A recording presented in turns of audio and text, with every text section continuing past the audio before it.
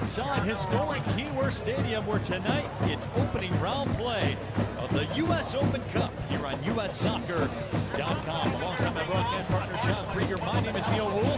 Happy to have you with us for tonight's matchup.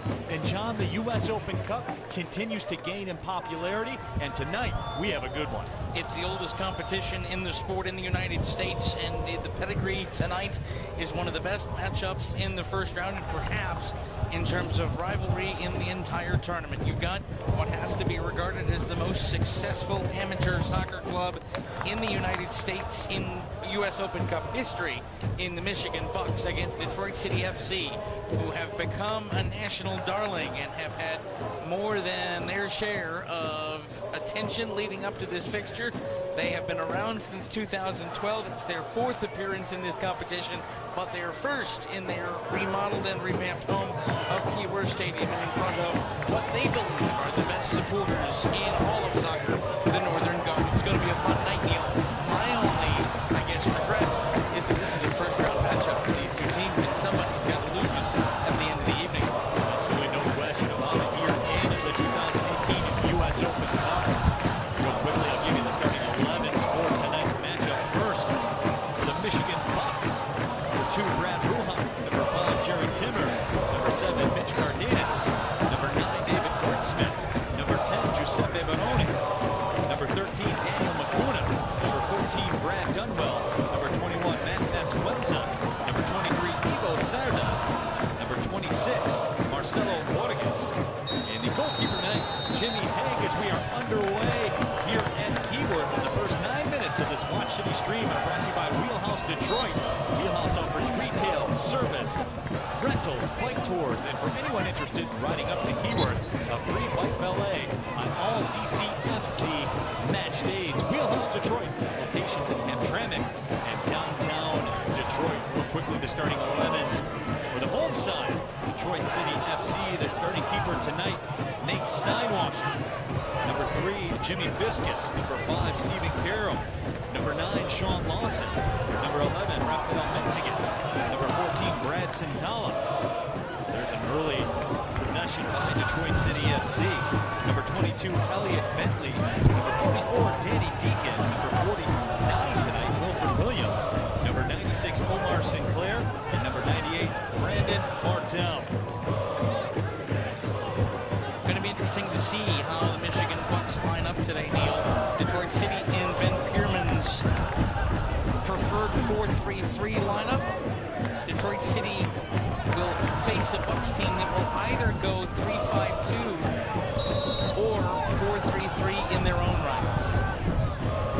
Here's a whistle that goes against Detroit City, so it'll be a dangerous free kick spot for the Michigan Bucks. Michigan Bucks founded in 1995. They play in the USL PDL.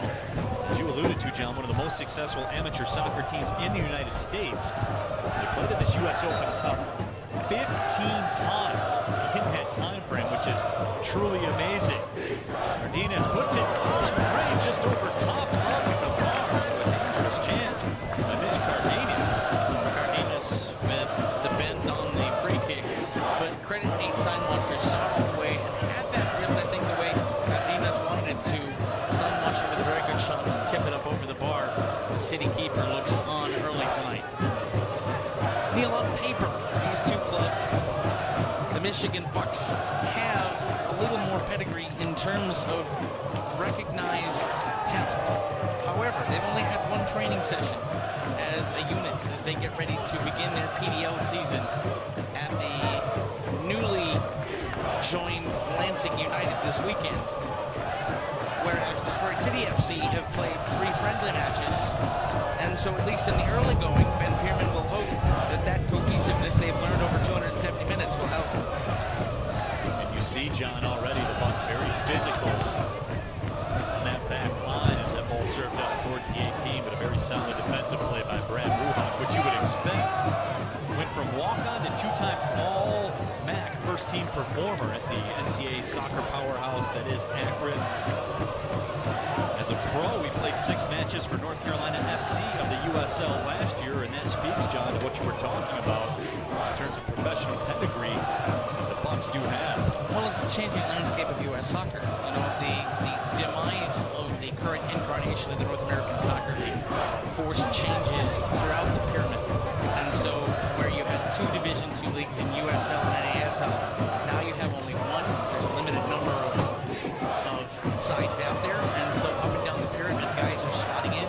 And so you see some of that trickling down as far as the USL PDL, which, although it's a 4th Division league as well, does have that USL umbrella. Vasquenza makes a run, and the ball is headed away. But it will be a corner for the Bucks. Here is your kickoff weather for tonight at Keyworth Stadium. Game time temperature 70 degrees.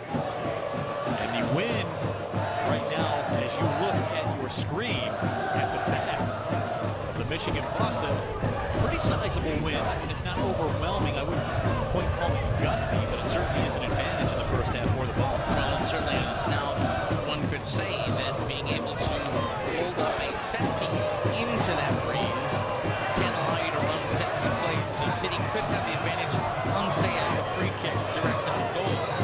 Where it won't necessarily help is on the corner to bend in and hold up. So it'll be interesting to see how the teams play the wind and whether or not balls up into the air ride the breeze a bit tonight. These 2 teams matched up in the 2016 U.S. Open Cup, which was a battle for the ages. It was played out at Oakland University. They were scoreless all the way through. Detroit City FC went through on penalties. Where the next week they went to Louisville and played, and they were scoreless all the way through. And then that next round, they actually fell on penalties to Louisville. These 2 teams have a history here in the U.S. Open Cup. And of course, we were talking about the Bucks and what they have done in the U.S. Open Cup. They were the very first PDL team to beat an MLS team in the U.S. Open Cup. They beat the New England Revolution at Foxborough Stadium back in 2000. They also beat the Chicago Fire in the 2012 U.S. Open Cup. So this is a Bucks team, as we talked about, very successful amateur side, but also big-time victories over the highest levels of soccer in America. Absolutely, and a long-time reputation of developing top talent, whereas Detroit City FC is slowly garnering that reputation among today's college players wanting to play in this experience and be a part of match days here at Keyworth. It's worth noting that Dan Duggan, who has been a long-time champion of Michigan Bucks, it's his passion to have this club and continue to have it develop talent, and he has been a significant driving force behind that, and the results bear out on the field. A lot of people don't remember that after beating the New England Revolution at Foxborough, they welcomed then MLS side Miami Fusion to Ultimate Soccer Arenas and lost 6-5 on penalty kicks. Both sides converting all 5 of their original kicks, and then a Bucks miss and a Pablo Mastroeni make sent Miami Fusion on through, but the Bucks were one penalty kick away from sending out and dismissing 2 MLS sides. Deakin tried the quick restart off the handball call. The official calls Deakin back, puts him to the proper spot. Head coach of the Bucks, Paul Thomas, in his first season, spent 4 years as an assistant coach on the Bucks staff. The director of coaching is Gary Parsons. Their technical director is Namir Mukhtar. For Detroit City FC, of course, it's Ben Pierman in his 6th season here at the helm of La Rouge. The associate head coach, Cale Wasserman. The technical advisor is Klaus de Boer. That ball is served up into the 18. The assistant coach and director of player development is Jordan Andrews. Mullen is the director of goalkeeping, and the other assistant coach, a man who has a very legendary beard, he is Josh Rogers. I love Stephen Carroll early going here, moving forward from his defensive position and providing service. City on the ball right now in the last 5 minutes of possession. And how about Danny Deakin, who went down with a bit of a knock in the friendly against Harpo's FC last week? He wanted to play in this match, and he's out there taking the free kicks early. There's no quit in the former Orlando City man, who's trying to find another way back into the professional game and chooses to do so here at Keyworth, the heart of a lion from the former Sheffield Blade. Corner played over top of the bar by Detroit. Almost 8 minutes. The opening round of this 2018 U.S. Open Cup. Neil Wool, John Krieger, happy to have you on USsoccer.com. Bucks now with the control in their defensive third. Daniel Mukuna, 3 goals last year as a center back for the University of Michigan, was also a Big Ten Defensive Player of the Week as well. We'll see that with the Bucks. Some very high-level college players, former pros as well. We got a very good one here, and we're excited to have you with us. Here's Sean Lawson. Lawson on the move. Will retreat. Far left corner. That ball just trickles across the goal line. They will go the other way with the goal kick. For Jimmy Hague, the goalkeeper from Michigan State, was a first-team All-Big Ten performer last year. How about this number? 13 goals against with 11 shutouts at Michigan State. Is that good? I'm asking for a friend. That's good. Yes. When you have almost as many shutouts as you did goals allowed, that's pretty good. We can officially call that good, yes. You know, it's interesting. You talked about the Bucks' physicality early. It knocked City off the ball a couple of times in the early going. I think they are slowly adjusting to that. You're seeing kind of just a little extra, an extra bulk of the body up top for City attackers, knowing that the contact is coming and getting ready to shield against it and keep the ball and be able to turn it. It was going to be a process of adjustment for City against this bigger Bucks team. They are slowly getting it done. Daniel Mukuna cleared that one out for the Bucks yet again. Wilford Williams makes the move over, but settling us down is Brad Centala, also a Michigan State guy as well, scored his first career collegiate goal against Michigan, so that had to taste real sweet for him. Nearly a giveaway on the other side of midfield. And Neil, it looks like the Bucks are going with the 3-5-2, so they are trusting their 3 at the back, who have so far proved very resolute. And what they're trying to do with that 5 in the middle is not allow City's midfield 3 to get those through balls. It allows you the freedom to press forward a little bit. You have people in midfield that are there to help you close down the ball and not let it get through to the forward 3. And the other thing it allows you to do, if you can get a turnover in midfield, those outer 2 in that midfield 5 can bomb forward and start the outside runs on the wings, and that allows the 2 up top to get service. So the 3-5-2 early from Michigan Bucks, and they're hoping just to win the battle of midfield and take it to an advantage on the scoreboard. Now on the right side, here comes the Bucks attack. To the middle, it's Dunwell. It's taken away by Wilford Williams. Wilford Williams, the draft pick for Detroit City FC, Sporting Kansas City in the 4th round, was a former member of the U14 and U15 U.S. national teams. Standout at Oakland University as well. Ball served around to the right side by Barone.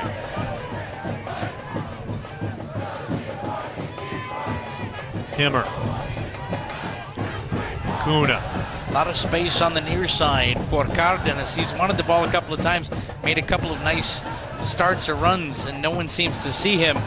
City need to do a better job, Carroll, on the near side of finding out where Cardenas is and putting a body on him as he makes runs. Bucks now settling in with some good possession. There's Giuseppe Barone. Ball's touched over the line by Mentzingen. Throw in for the Bucks. This 9 minutes of streaming are presented by Strategic Staffing Solutions, the official sponsor of the S3 Beer Garden at Keyworth Stadium and the DCFC International Series. Keeping with that International Series theme, of course, FC St. Pauli, second division Bundesliga, will be in town on May 19th, 6 p.m. kick here at Keyworth Stadium. You can get your tickets at DebtCityFC.com. Of course, that match will also be available on television in the Detroit area on Fox Sports Detroit. So some big things happening here at Keyworth Stadium with Detroit City FC. Detroit City FC here trying to work out from their back line. Nice pressure by the Bucks to force City back. Long ball sent ahead towards the middle of the pitch. The Bucks will settle it down, though, as Brad Ruhaek does the deal. Jimmy Hague. John, one of the things I think you're seeing from the Michigan Bucks right now, movement in unison, which is very impressive given the limited training time that they've had to work with so far this season. Yeah, it is a very, very composed attack, more composed than I thought it would be early on from the Bucks. The runs are good, the pressure is good, and sometimes when you haven't trained together for a while, Neil, the solution is just to run and run hard, and you'll figure things out. And here's a good run up the near side. Borges on the move, still has it. The cross is swallowed up by Nate Steinwascher. And credit where credit is due, Barone had made a nice run into the area, and I think they were trying to bend the ball back to him at the front of the 6-yard box, and it didn't have enough purchase on it, and Steinwascher was able to get through and make the grab. Steinwascher with the touch. Sends it to the right side. Omar Sinclair has it. But again, there's that pressure from the Bucks that we were talking about. Sinclair touches it to the middle, and mission accomplished for the Bucks as they get the turnover in the midfield. You know, it's not often that you see, and this is another thing City's going to have to cope with. They're getting some of their own medicine. The Bucks are playing a very high back line. Look at that touch there. Brad Dunwell has it. Trying to make the turn is David Goldsmith. Goldsmith, a very accomplished scorer, as that ball is sent over top of the frame. That's frustration by Cardenas. He's wanted the ball for about 4 or 5 minutes, screaming for it as he's made runs down the wings. And he got it on his boot just outside the D and said, I'm not going to wait for someone else to give it back to me. I'm going to do something myself. The body was in no real position to put the ball in on frame, and so Steinwascher gets to put it in play himself. We were talking about Mitch Cardenas. He led the NCAA, the entire country, in assists back in 2012 at Campbell University. He was also a draft pick in the MLS, second-round pick of Sporting Kansas City in 2013 as he serves that one towards the 18, and that's headed out of harm's way by Jared Timmer. But it will be a corner for the Bucks. Well, City doing a nice job of tracking that ball in the air. And a nice header to get it away from a good run by Barone, who was going in and had a step.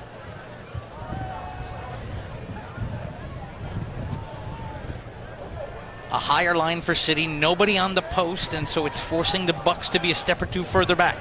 Cardenas serves the corner. It's headed back. Right foot shot will go wide of the left post by David Goldsmith. Another corner. Another corner coming up for the Bucks. And we talked about Goldsmith. And Francis Atuahene was a top 5 pick in the MLS draft last year. He was a striker of note for the Bucks. David Goldsmith, though, a very accomplished goal scorer as well. Played last year with the Indy 11 of the NASL. Scored 3 goals there. So a very, very capable goal scorer as well. The ball settled down again by Goldsmith. Neil, all 11 or all 10 of the Bucks outfield players are in the City attacking third right now. That's how high a line this is for the Bucks. They have decided they're going to run at City all night. If they get burned on the counter, so be it. But they have done what they wanted to do, which was compact the field, and they're winning the physical battles because of it. And of course, as you said, that high back line allows some pretty great pressure, and this is a good shot of it right here. I mean, Detroit City FC not getting a chance to breathe with the possession in the defensive third. No, as soon as City get a player on the ball, you have 1, 2 Bucks players closing them down immediately. And the other thing I enjoy in watching them early is that, first of all, while the 2 midfielders try to close them down, the forward man's trying to get in behind while staying on side so that if the ball squirts away, they can pick it up. It's a really controlled attack and press right now for the Bucks. Ball will trickle over the line. Another throw-in coming for Detroit City FC as they continue to try to matriculate the ball up the pitch. Omar Sinclair will toss it in. Of course, Sinclair had that free kick against Duluth. The playoffs last year for the MPSL, that was a thing of beauty. Boy, that was a free kick Roberto Carlos would have been impressed by. Absolutely, and now Omar Sinclair being directed to come back and take the throw-in from the actual spot. Wilfred Williams tries to track it down. And that high line for the Bucks came back, and 2 players on Wilfred Williams, closing him down. He never got off the ground. They both won the ball in the air, played it away harmlessly. Ball sent all the way down the pitch. Jimmy Fiscus tries to track it down. There's Nate Steinwascher about 30 yards away from his line. The Bucks win a throw-in, but again, just more pressure. 18 minutes and 17 seconds so far played in the 19th minute here at Keyword Stadium. And although we're goalless, it has been all Michigan Bucks in the early going. And it is saying something for having one training session together that they've been able to run and press this well against this city side who is playing on their home pitch. So it looks to be here tonight. If City wants to make their attack, it's going to have to be out of the counter, John. Absolutely. And you're going to have to be able to be physical against this Bucks team. You know contact is coming. You're going to have to ride through it, stay on your feet, get it going on the counter, and the first touch has to be good. Because if the first touch doesn't settle the ball within about a 1.5 radius of you so that you can keep it inside and move it with you, these Bucks defenders are going to be on you. If you show them any of the ball, they're going to take it, or they're going to use the physicality when you're played away from the ball to be a little more physical on the shoulder challenges and muscle you off in a legal way. So City's first touch has got to be great tonight. It hasn't been as good as it could be in the last couple of friendlies against Chattanooga here at Keyworth and against Harpo's last week. That was the one thing that I think Ben Pierman would have wanted a little better first touch, a little better movement. And tonight, they're going to have that first touch against the team closing them down very well. You and I were talking before we went on the air. That's the key to the game, man. That first touch is what sets the entire table. Sets up the whole timing of every single play, every single possession. And Bartel swings it back to the middle. And there's the first touch we're talking about. You want to settle it down and not do that. See, you have to turn around and you have to reset. And City keep possession, but only because the Bucks defenders weren't there. Here's an aggressive run through the middle, but it's taken away by the Michigan Bucks. And now it's taken back. And here's Brad Centala up with Wilford Williams. Centala steps back to the middle, right-footed shot was sent in by Bartel. That was played out easily by the Bucks. But really, John, the first offensive life we've seen in a while from DCFC here in the 21st minute. And a nice step-over move there to take it forward again. City settling in here now, figuring out that they can get that first touch, and there's a foul against the Bucks. A couple of City players appealing for fouls on some of those physical plays. Our referee tonight has set the standard. He's going to allow a little bit of that physical presence, and so City has to get used to that. You don't want to be appealing to the referee at every free kick or at every opportunity for what you think is a free kick. This 9 minutes of action brought to you by Motor City Casino Hotel, the official casino hotel of Detroit's soccer team. 22nd minute, no score here in the opening round of the 2018 U.S. Open Cup here on ussoccer.com. Alongside my broadcast partner, John Krieger, my name is Neil Rule. Happy to have you wherever you may be watching around the world. If it strikes your fancy, send us a tweet with the hashtag WatchCity. Read those as the evening goes on. As I always talk about, one of my caveats, if you are watching on an airplane, send us a tweet. You'll go right to the front of the line like Cameron Marshall at CMarshallMSU. He sent us a pic. He watched a match in the past on a plane. I guess that counts for right now. So we'll go ahead and shout that one out. Throw-in coming up. He looks rather like you, my friends. We have found your doppelganger, and he is on a plane watching City right now. Also want to say hi to Abby and Allie listening down in Mobile, Alabama, and our friend Hogs living and listening in Louisville, Kentucky. Sinclair punches that with the left foot towards midfield. Sean Lawson unable to settle it down temporarily. Wilford Williams slides it ahead. Daniel Mukuna has been all over the field. And John, if there's a guy, especially for this Bucks defensive line, that has been a standout here today, it's been Mukuna. Absolutely. He's a big man in the middle, and he's not afraid to come forward and start the attack as well. But big is the operative word. That is a physical specimen, is Mukuna. He is fit, let me tell you. Right. He is a sentry in the middle of that back line. And he can play, he has pace too, and he can play a step or two off the ball and then come and close you down. By the way, I want to say a special hello to someone who's normally here with us at Keyword Stadium on match days. Dion DeGennaro, who is one of the photographers here that takes pictures of Detroit City FC matches. He broke his foot traveling to the friendly in Chattanooga. He is missing the match tonight at Keyworth for the first time since DCFC moved here. And so he's home watching the Watch City stream. Hi, Dion. Wish you could be here. Hope the foot's healing well, and we'll see you for the league opener in a couple of weeks. There's Danny Deakin. Possession that's taken away from him. Cardenas had it for a moment. That ball will trickle over the goal line, so a goal kick upcoming. Jimmy Hague will pick that up right in front of the lift sign. Behind the cage. Jimmy Hague will send it out. Hague, of course, another in a long line of great goalkeepers from the Michigan Bucks. Of course, you have Steve Clark, who starts for DC United right now, went to Oakland University. Mitch Hildebrandt with the Atlanta United in the MLS as well, also an Oakland guy.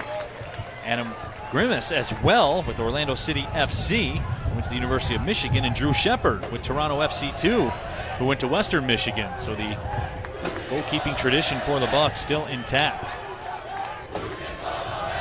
The Bucks solid between the sticks and also solid position. You know, I take a look at the way they're setting up, and I take a look at the way Hague sets up around his area. I love it when a keeper's out there standing at the edge of the box and knowing that he can get back into position and watching to be that catalyst if a back pass comes in, to come out if he's got the room and send it back up to your midfielders or your back line and keep that high press on. Fernando Pena did that for DCFC a lot last year, and it was a big reason that they had that long unbeaten run in the NPSL season, because Pena was so good in his area in controlling that with position. I see the same thing out of Hague, and Hague's positioning and the ability to come out and be a sweeper keeper allows that line to stay high for the Bucks. Once again, over on the left side, DCFC making a run. Deakin with the cross. It's loose for just a moment before Jimmy Hague scoops it up off the turf. More tweets coming in with the hashtag WatchCity. John Leonard says, I'm one of the two dudes running the U.S. Open Cup 2018 mega thread on Reddit tonight. So go on over to Reddit. The hashtag USOC 2018. Getting that mix. NGS Harvard Yard, of course, watching from Boston. That ball's punched loose temporarily. Now it's played up towards midfield. Donnie at Donnie N42 watching from Smithfield, North Carolina. He says, come on, City. The NGS Cleveland Embassy is watching tonight as well. That's I-76 Express on Twitter. So keep them coming in, guys. We appreciate you checking in here for the 2018 U.S. Open Cup on USsoccer.com alongside John Krieger. I'm Neil Rule. 27th minute. No score. But, John, I would say the last 4 or 5 minutes we've seen the City attack come to life. Absolutely. They've gotten some joy down the wings. And with increased spells of possession like the Bucks have had, sometimes that can, if you're not careful, lead to a little bit of complacency and the thought that you can always close everything down. Well, Danny Deakin is a pretty fair player in his own right, and if you're going to give him space, he's going to run. And about 2 or 3 minutes ago, he had a fizzing cross in, and it was about 3 feet away from Jean-Claude Lawson, who had made a heck of a run, and it could have been 1-0, very much against the run of play. So the Bucks, although they've controlled things, have to guard against complacency, because City, if you give them the chance on the counter, can make you pay in a hurry. Danny Deakin, the 64th overall pick in the 2017 MLS draft. Orlando City FC, a 2-time All-Conference USA first-team performer at South Carolina.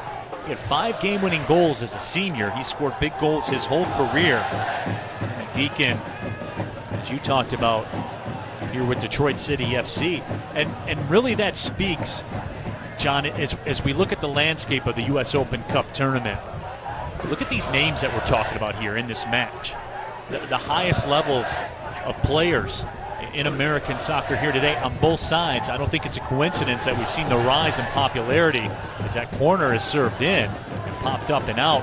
it's no coincidence that we've seen the rise of popularity of the U.S. Open Cup tournament. The fans love it. They do. And that reason, the big reason why, is the caliber of player continues to climb with the U.S. Open Cup. Absolutely, and this is an interesting cross, but then it's knocked away, and will we see a corner? Yes, so watch this here. I'm going to answer your question after the corner here, because I don't want to necessarily start something that the Bucks might finish halfway through.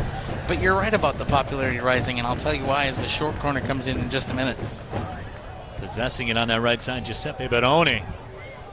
Barone will cross it. Steinwascher punches it, and we will get a whistle and a foul called against the Bucks. The next 9 minutes of action brought to you by Henry Ford Health System, the official team physicians of DCFC. And that message coming at a fitting time, as both Nate Steinwascher and a Bucks player are down, writhing after that mid-air collision. And while they're down, I'll answer your question. Yes, the U.S. Open Cup is gaining in popularity, in part because U.S. Soccer is, I think, marketing the tournament better and better. We saw some of the features that were done for Detroit City FC, the preview there, the preview that U.S. Soccer did for AFC Ann Arbor, who bowed out of the tournament this evening, over at Eastern Michigan University tonight. So the Mighty Oak from the NPSL out of the tournament tonight. But the U.S. Soccer Federation doing a great job of promoting the early rounds, and especially as you bring in some of these international players, and especially as you have the rise of popularity of the FA Cup from over in England here, the fact that we have a cup competition in our own right, I think some of the popularity rubs off on it. And, you know, there was a great piece in the Athletic here in Detroit, James Edwards, the third, writing a great piece on what the U.S. Open Cup means to some of the DCFC players. And Dave Edwardson, the city captain who's fighting his way back to match fitness, talked about the fact that City making the second round of the U.S. Open Cup back in 2016 and beating these Michigan Bucks on penalties, he called it his most important match in his time at the club. And so this is a club that's won its region championship in the NPSL, but being able to advance and progress in a situation like the U.S. Open Cup means something to these players. And so I think that's why the promotion and the fact that that kind of knockout competition and what it offers, the chance to go up against the big boys as equals, will make this tournament continue to grow in popularity. Here comes Danny Deakin with the possession. And that is part of the romanticism with this tournament. It is truly open. Theoretically, you can be a fourth division club and you could find yourself playing MLS sides. And of course, last year with what happened with FC Cincinnati and Mitch Hildebrandt that we talked about earlier, that was a big story from the U.S. Open Cup as they continue to win. And oh, by the way, the winner of tonight's match heads down to Cincinnati to take on FC Cincinnati. So right off the kick, you'll get that opportunity. And we know you've got a lot of fans down in the Queen City watching tonight, watching to see who their next opponent will be. That magic of the cup and that run for them, I think, is something that continued to put that club on the map. And so that's what these teams are trying to be a part of. Danny Deakin sends that one inside the 18. The Bucks will pop it high in the air back out towards midfield. Fun part about cup competitions, Neil, honestly, is that it's designed to be a position of equality. If you're in the round and your number is drawn, you're an equal. Whether you come from the USL PDL or the NPSL, if you're in the hat and in the draw, it doesn't matter that you play in the fourth division and the MLS side plays in the first division. You are drawn as equals, and if they've got to come in and play on your pitch, well, that's what happens, because that's how the draw came out. And that's kind of the romance of the cup. It's what we see, as I've talked about, with some of the European Cup competitions. You know, I always chuckle when I'm watching the FA Cup and I watch those Premier League sides go into dressing rooms of the second and third division clubs where they're just pegs on the wall and having to adjust to that. And you see some of that with the MLS sides against lower division clubs when it happens, and it makes it fun. Ivo Cerda with the touch, and then it's touched down by Barone. Cerda makes a run, but played nicely off the ball. So tremendous defensive play for Detroit City FC, and Steinwascher, who looks okay after going down with that injury for a couple seconds anyway, popping back up, looks good to go. And we got a tweet from Cincy Soccer Talk. A bunch of us down here in Cincinnati are tuning in, which you figured they would be. Ryan Klooster on Twitter says, I'm watching City from Ann Arbor. And we appreciate it wherever you guys are watching around the country. If you're in Ann Arbor, man, come down to Keyworth. We want to see you down here next time. Wilfred Williams runs over Sean Lawson. In the mix with Williams. Wilfred Williams taken down by Barone. The whistle sounds. Giuseppe Barone, the 2016 Big Ten Freshman of the Year at Michigan State. Also spent some time in the U17 U.S. National Team Residency Program. So the restart coming for Detroit City. 33 minutes on the clock, Neil, and the pace has stagnated a bit in the last 5 minutes. That injury timeout kind of took some of the air out of the place a little bit, and I think the teams have struggled to find joy since then. City doing a nice job of shutting down the Bucks midfield 5 with their midfield 3. Throw-in coming for the Bucks. We're here at historic Keyworth Stadium. Some of you tuning in, this is your first exposure to Detroit City FC. A tremendous story behind this stadium and what took place, and we'll give you that as the evening goes on. Truly one of the special stories in all of soccer in this country. Oh, here's the counter. If they can get the through ball, watch out. Sean Lawson trying to make a run, and Lawson cut off by Jared Timmer. Timmer, nice job to step in front of Lawson. Yep, Lawson Timmer had a step there for a minute, and Timmer just closed it right down. Timmer, 2015 All Big East Team performer at Butler. Another high-level guy on this field.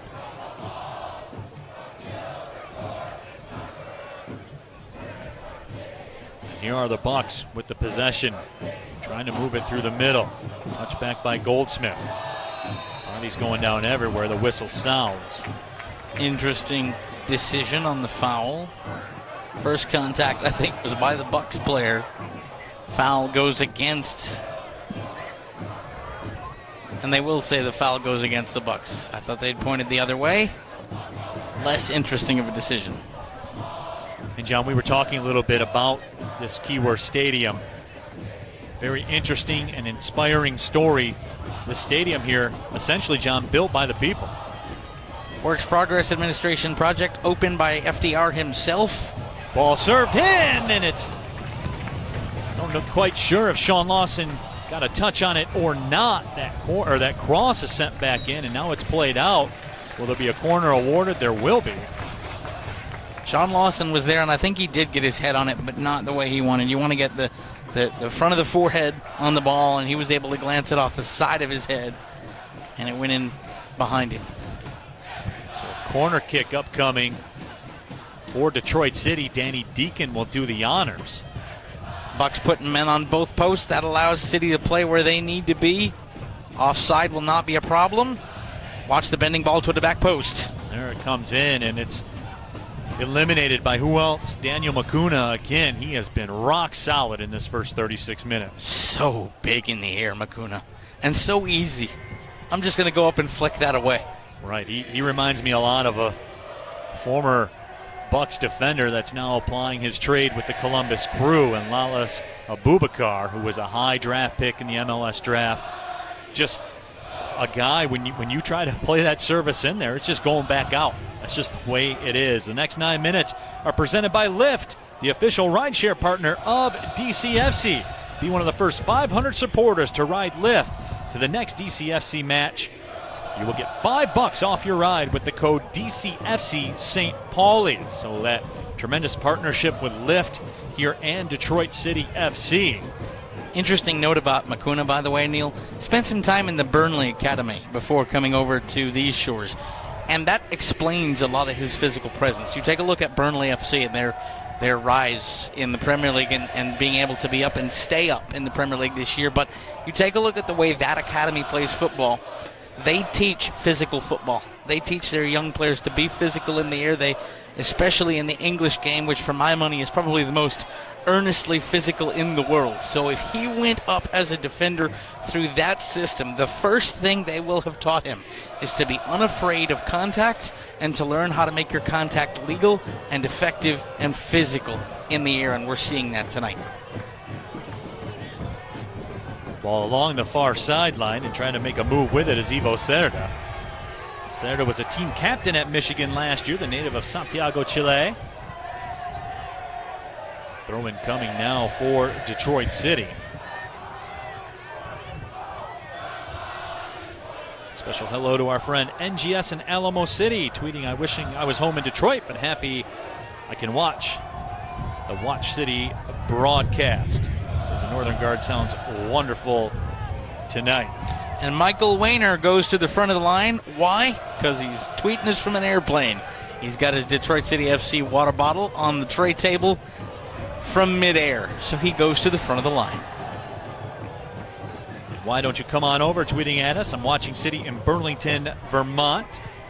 NGS Flint. Of course, Flint is going to watch City. Les Rouge and Gold.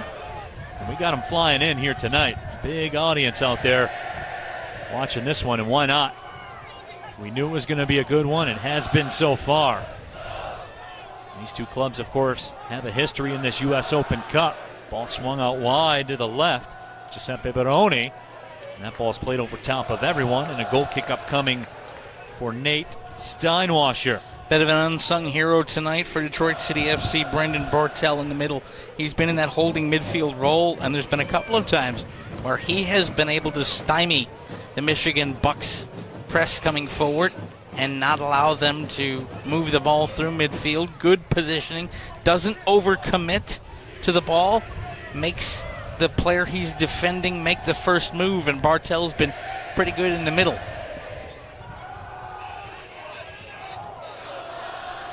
Wilfred Williams battles for it at midfield for Detroit City. Touched up, Sean Lawson the target. Hold it up, Sean, right here. Hold it up. And then, wow, nice job to close him down there. Yeah, that was Marcelo Borges, the second team All-Big Ten performer last year at Michigan. He plays for the U.S. national team U20 squad. Also spent some time in the New York Red Bulls Academy as well.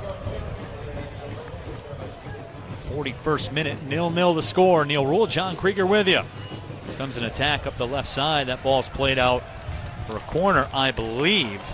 But welcome to the 2018 U.S. Open Cup here on USsoccer.com. 41st minute, Neil. City getting most of their joy to move the ball in the attacking third on the far side. Coming up as they're running at it, the left side of the pitch. Would not be surprised to see the Bucks send an extra man out there. Danny Deakin's had a lot of good run up that far side from us. Ball played out easily by Barone. Now back up towards midfield. On Twitter with the hashtag WatchCity, at Sergeant Scary, longtime watcher, first-time tweeter. Love you, love your show. Could you play some Slayer? Yeah, we'll work on that, Sarge. Well, we'll see if we got Slayer in the Slayer in the system. You know, if he had asked for anybody else, I might have been able to accommodate.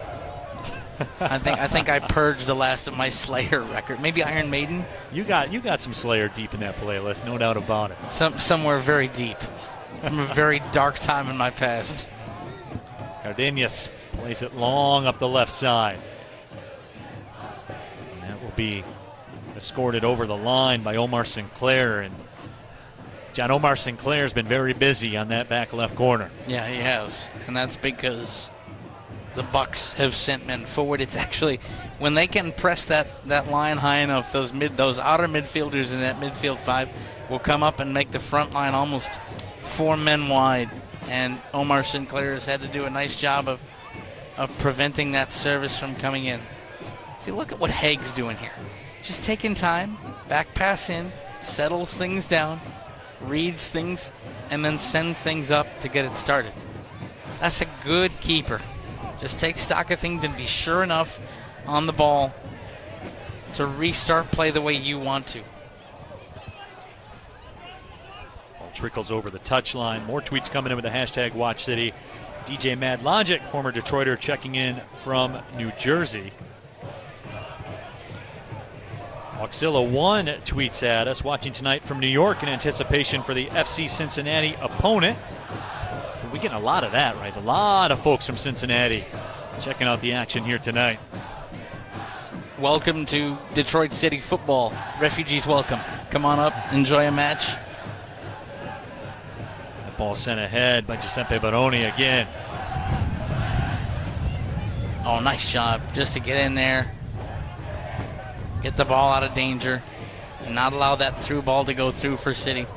John, what adjustment has Detroit City FC made in that we saw the Bucks for the first 25 minutes of this match really tilt the field, but since that time, Detroit City FC has been able to mount more of an attack offensively, and the Bucks' chances have been limited. Well, first of all, Neil, the back line has gotten much more on the same page. They're across as one unit. Part of the reason that the Bucks were able to take early chances is that the center backs and the right and left back for Detroit City weren't necessarily on the same page. Second of all, better first touches in the midfield. And third of all, I think adjustment to the physical contact and the ability, once City realized that a physical contact was being allowed, they had some of their own and were able to kind of knock the Bucks off the ball and find space. And as I do that, not the best first touch, but here's a good counter. Here comes a counter for Detroit City. Wilfred Williams on the right side. The attempt to send it over to Williams, though, is deflected, and coming off the line to make the grab is Jimmy Hague. But that brought the crowd to their feet here at Keyworth and had the opportunity to be a very dangerous chance. And the last thing I'll say is credit where credit is due to Wilfred Williams and to Jean-Claude Lawson. Both of them on the forward line saw that City's midfield needed a little bit of help and tracked back. And so when you start in that 4-3-3 and you have forward line players that are unafraid to come back and play in midfield, then it can even up the score a little bit in terms of bodies in that midfield and allow for the unselfish play that's created some offensive chances. So there's a lot of things that City have done a lot better after the first few minutes. Ivo Cerda, some beautiful possession from the Bucks. Borges moves it ahead. Coming out and eliminating the threat with Stephen Carroll, the GLIAC Defensive Player of the Year. It's college soccer at Davenport. And Carroll had to do a really good job, Neil, of keeping control of his body, because when you make that kind of a run toward a ball 2-3 steps, referee will take notice, and if you're out of control, you can give up a free kick in a very dangerous situation. Carroll did well to keep the body in control. This will be a throw-in for Detroit City here as we're in the stoppage time of the first half. Neil Rule, John Krieger with you. The 2018 U.S. Open Cup here on ussoccer.com. This may be one of the best tweets we've ever gotten on the Watch City hashtag from our opponents last week. Harpo's FC tuning in from Colorado to watch our Detroit City FC and NGS Detroit Bros. Great atmosphere and experience last week beat the Bucks. Well, I can tell you, City is trying to do their best to oblige your request. There's Danny Deakin out on the left side, making a run again. Deakin, the cross, can't get enough on it. Right foot shot gets through, and the diving stop is made by Jimmy Hague. And the whistle will sound, and Detroit City FC, very dangerous over the course, John, of the last 15 minutes of that first half, and have seized some momentum in this game. You know, we weren't sure if Danny Deakin was going to play in this game. And Danny Deakin has been one of City's best players in this game, from his ability to withstand some of the contact, find some spaces, and beat a man on the far side. And he fizzes one in, and then on a rebound, it's fizzed back in at Hague. And City coming brightly and finishing the half on a very bright note. It's a very positive, very encouraging thing for Ben Pierman as he takes his side back into the dressing room. We're going to have a fun next 45 minutes. Because Detroit City Football Club have proven they're here to play. They withstood the early onslaught, and now they had probably the best chance of the game for either side there, with Hague having to go down. And the last thing I'll say about it, you know, Hague got hands on it enough to keep it out and then was able to go and collect again. Don't sleep on how hard a save that was for Jimmy Hague. Anytime you have to go down on a shot where the ball is traveling out, you're screened a little bit, and the shot comes fizzing in back at you, and you have to go down to get your hands on the ball, that's an incredibly hard save and a very good one by Hague. By all rights, could have been 1-0 City with the final kick of the first half. 45 minutes in the books here in the first round of the 2018 U.S. Open Cup. We are scoreless here at historic Keyworth Stadium, and we'll take our halftime break. When we come back, we'll have the second 45. 0-0 our score. We'll be right back here on the U.S. Open Cup, brought to you on ussoccer.com.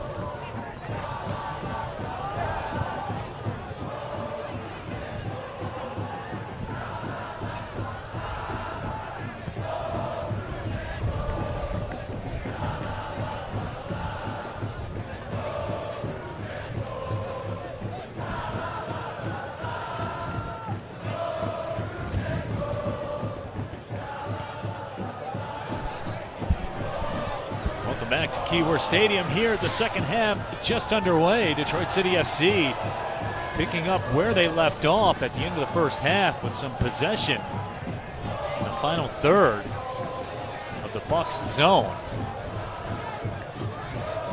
Here's that guy, Danny Deakin. He's been a force tonight for Detroit City. Pass slotted up ahead. Boy, one more time. There he is. Daniel Mukuna eliminates the threat. He has been impressive here this evening. Brad Ruhaek settles things down for the Bucks. Here is Jared Timmer towards the middle of the field. Second half underway here at Keyworth Stadium. The next 9 minutes are brought to you by Fago, the official pop Detroit City FC. This is a very big rock and rye booth. Neil Rule, John Krieger back with you. The 2018 U.S. Open Cup on ussoccer.com. Good one here tonight. The Michigan Bucks out of the USPDL. And of course, Detroit City FC, the NPSL. Two quality sides here this evening. The Bucks controlled the first 20 to 25 minutes, but John, Detroit City FC really found their footing the last 15 or 20 minutes of that first half. We are in store for a treat here for the second half of this match. We are indeed, but I'll tell you what, this Bucks team coming out of the dressing room looking very composed. That line is high and pressing again. They're trying to jump on just like they did in the first half, trying to pin City back and watch this service in if they can find a man. Nice touch. Cardenas sends it across, but that's taken away by Sean Lawson, and Lawson essentially tackled by Jared Timmer. And we're going to see our first booking of the day. Mr. Timmer going in the book. And by the way, credit where credit is due to Elliot Bentley, who made a slide that put that ball towards Sean Lawson, giving of the body with a controlled slide to deny the opportunity for the Bucks to provide service. The free kick coming here in the 48th minute.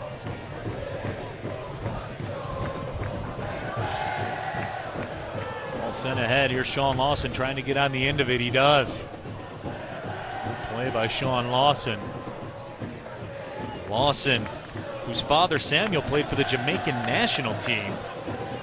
He also played for the Jamaican national U17 team. So some international experience running in the blood of the Lawson family. That foul will go against Jimmy Fiscus. Of course, U.S. Open Cup, John. 3 subs, that's it.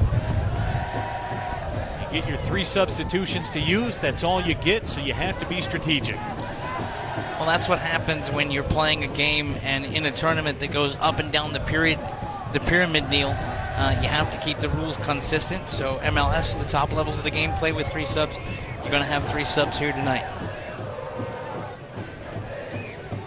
Of course, that's a little bit different than Detroit City FC fans might be used to in the NPSL, but that is the story here tonight. Uniformity across the board. Daniel Mukuna sending it over. Mukuna has been outstanding here this evening. Yeah, he's putting on a show, and he is very secure. Him at center back allows the right to left back, the other 2 backs in that back 3 for the Bucks, to have a little more freedom, and that's a pretty good touch there. And look at Bentley getting in a good position to deny the service in. Nice job by Elliot Bentley to track back and get back in position. Mitch Qatar plays that one up ahead. So Mitch Qatar, the substitution on here to start the second half from head coach Paul Thomas of the Michigan Bucks. First substitution used for the Bucks. That ball sent ahead. Boy, Giuseppe Barone showing some good speed. Here is Qatar in the 18. Qatar, a very highly touted talent. Barone tries the far post. Nobody on the other end for the Bucks. And, well, you said it. He was all-state as a freshman at Troy High School. Over 1,900 minutes played as a sophomore at Wisconsin. And you go to the University of Wisconsin, that's a quality Big Ten soccer program. The Big Ten Soccer Conference continuing to grow as a breeding ground for top talent in the college game. And he had a pretty good season for the Badgers. And there's a man in Jimmy Hague that made a pretty good save to keep us deadlocked at 0-0. Remember, the last time these two teams met was also a 0-0 game after extra time. So we are at current through 170 minutes of soccer between the Michigan Bucks and DCFC without a regulation time or extra time goal. The last time these two teams met, 2016, DCFC progressed to the second round with a 4-3 win in a penalty shootout. The videos of the celebration by the Northern Guard after that one still go viral. They were making the rounds this week. Jimmy Fiscus plays that one up into the crowd just to get it out of harm's way. Connor William tweeting in. Connor Ferguson, former LaRouge player, watching U.S. Open Cup action from Houston, Texas. Well, Connor, thanks for tuning in and thanks for wearing the Rouge and Golds. Glad to have you in the family. Once LaRouge, always LaRouge. Pitch guitar along that far touchline. Ball pops out free towards the midfield circle. The Bucks will try to settle it down and make an attempt on the right side. There's a good guy to do it, Brad Ruhaek.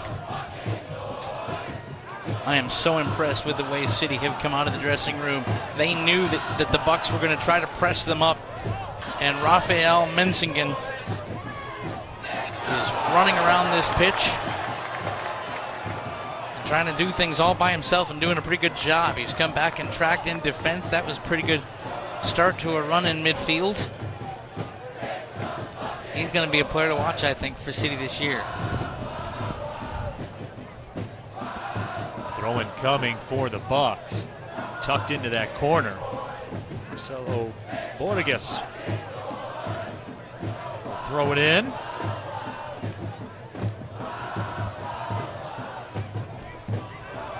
Alfred Williams along that far sideline. Now we'll toss it in for Detroit City FC. I want to say hi, by the way, down to Louisville, Kentucky, to Doc Marcani, and also to our friends in Boston, NGS Harvard Yard, listening tonight. Bucks for a second thought about the quick throw-in. This gives me a second to give you our weekly trivia presented by Fago. This week's question: how old is Keyworth Stadium?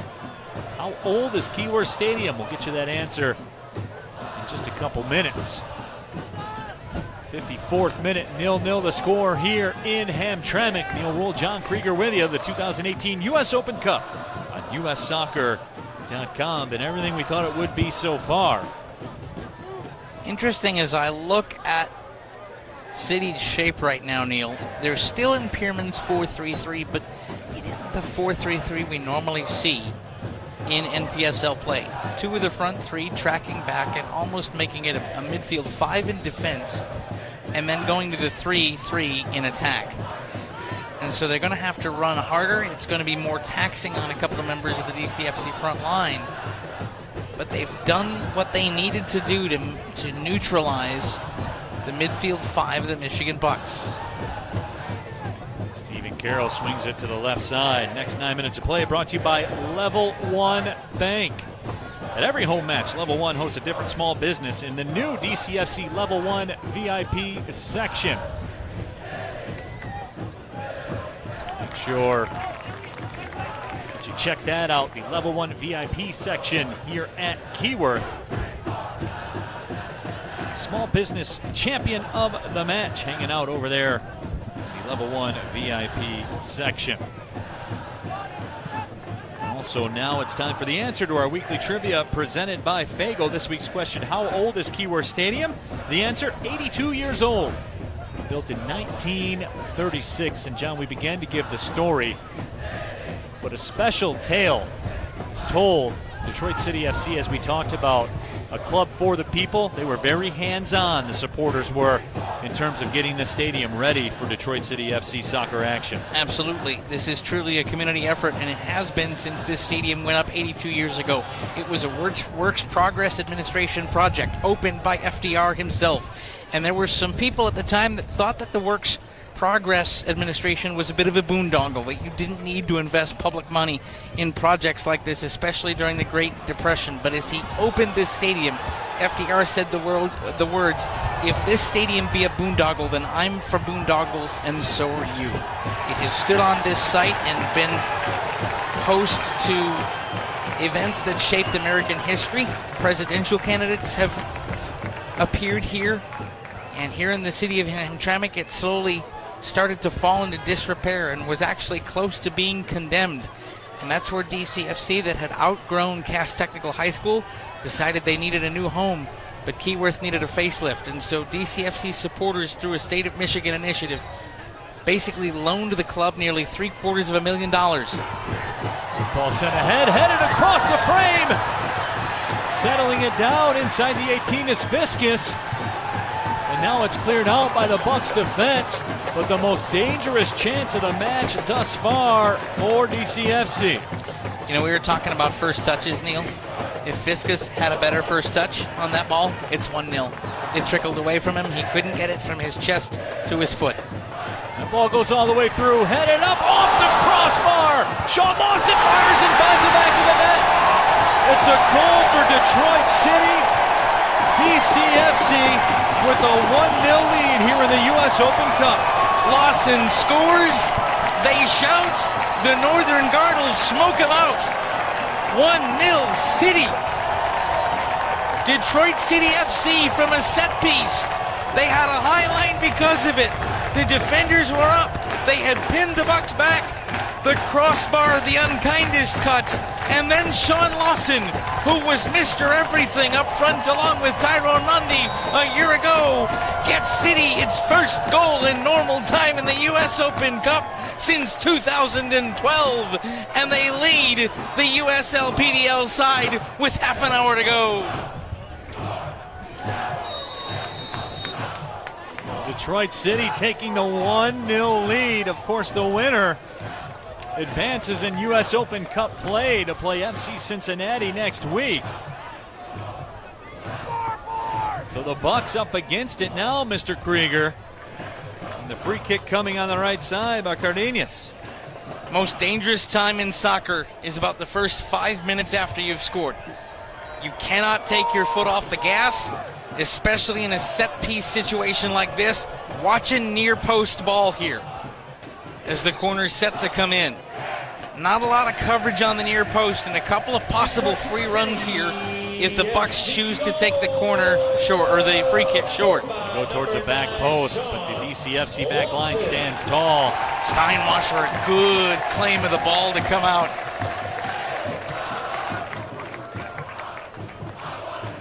Steinwascher will put the boot to it. This match has been turned on its head by Sean Lawson, who strikes for the goal. So the former Oakland Golden Grizzlies product, Sean Lawson, has put City up. And the foul will go against Brad Centala. Brad, you don't want to do that. That was his first reckless bit of play tonight. Keep your body about you. You have the 1-goal lead. The tendency sometimes can be to be overeager and overamped. And we've got our first City sub, and look who's coming on. Neil Rule, someone who was also injured last week against Harpos FC, and we weren't sure was going to play. But I don't think a little knock can keep Cyrus Saydee down. He comes on for Detroit City FC here in the 60th minute. Midfield maestro Cyrus Saydee into this match, replacing Wilford Williams, as you said. But John lost in all that too in that scramble, the play of Elliot Bentley for Detroit City FC in that lead-up play. And when we were talking about Golden Grizzlies, how about Elliot Bentley getting the job done as well? And Bentley's a guy that has championship pedigree also. Remember, he was on that Midland Odessa club that came in here to Keyworth and beat Detroit City FC at last year's NPSL National semifinal. And he had the chance to come here and play for the home side. He knows how to win in big situations. And you're right, it started from the back and from defenders to put the pressure on. And how about Sean Lawson also for not giving up on the play and following the shot off the crossbar. So many times the ball goes off the crossbar like that, players in the attacking third overcommit, over-pursue, and a defender can come in and hoof it away.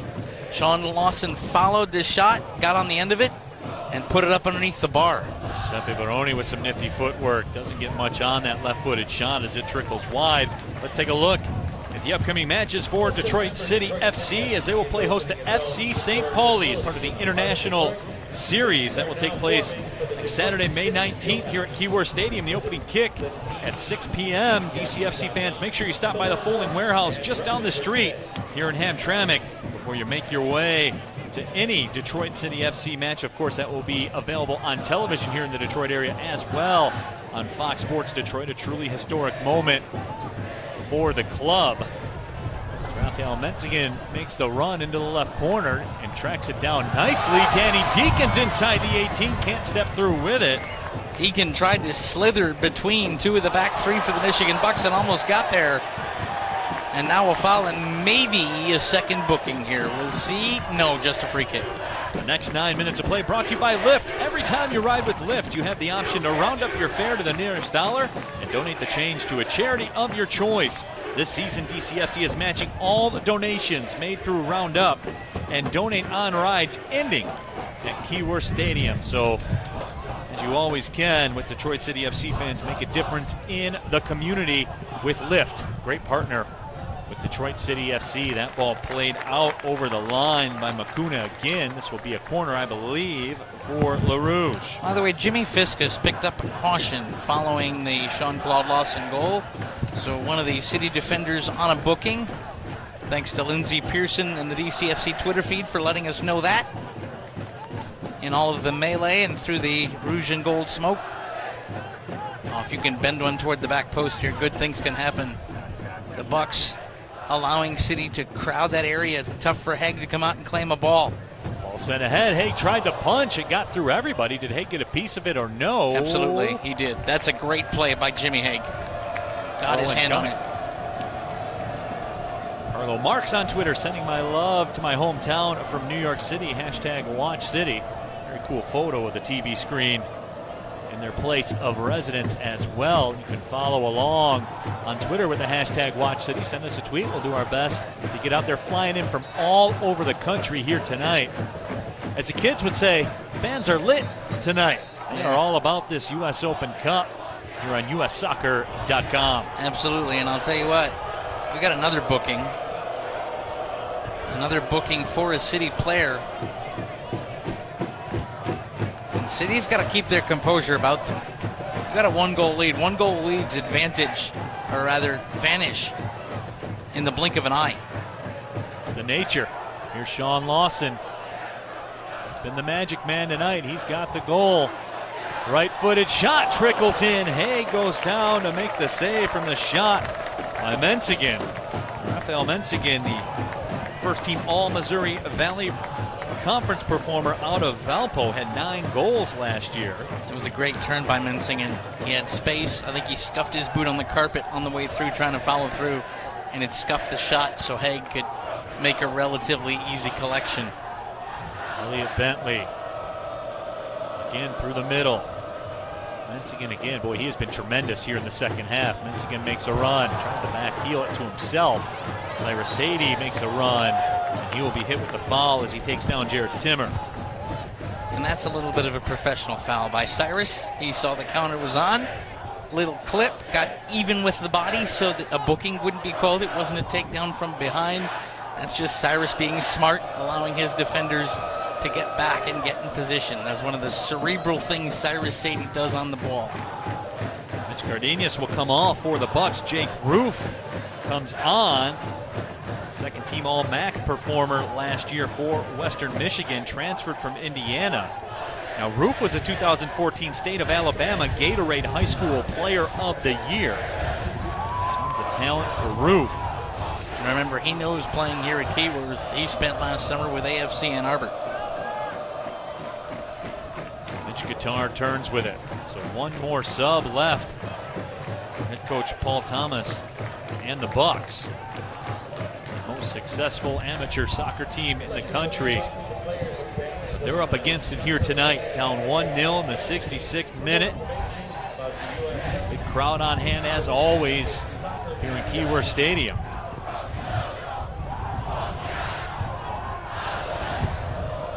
Once again, unable to settle it down. We'll see if the Bucks can capitalize. Look out. Slotted ahead. A lot of options here for the Bucks. And that cross is knocked over the goal line.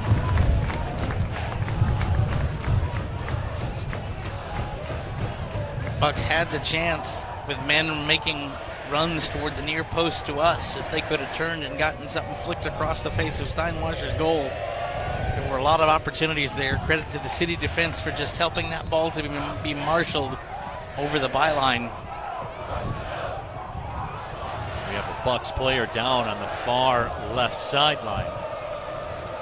Bucks training staff out to come take a look. And John, this is a situation. If you're the Bucks, you've used 2 subs already. That's where this comes into play. Yeah, and you got to guard against being a little leggy. And, you know, we talked about the fact that they've only had 1 training session with each other. Well, the first part of that, they kind of got through. They figured out how to play with each other. And they haven't looked that out of sorts. And that's to their credit. The other part of it is, when you've only had 1 training session together, your fitness levels aren't on the same page. Everybody comes into a training camp with a different fitness level.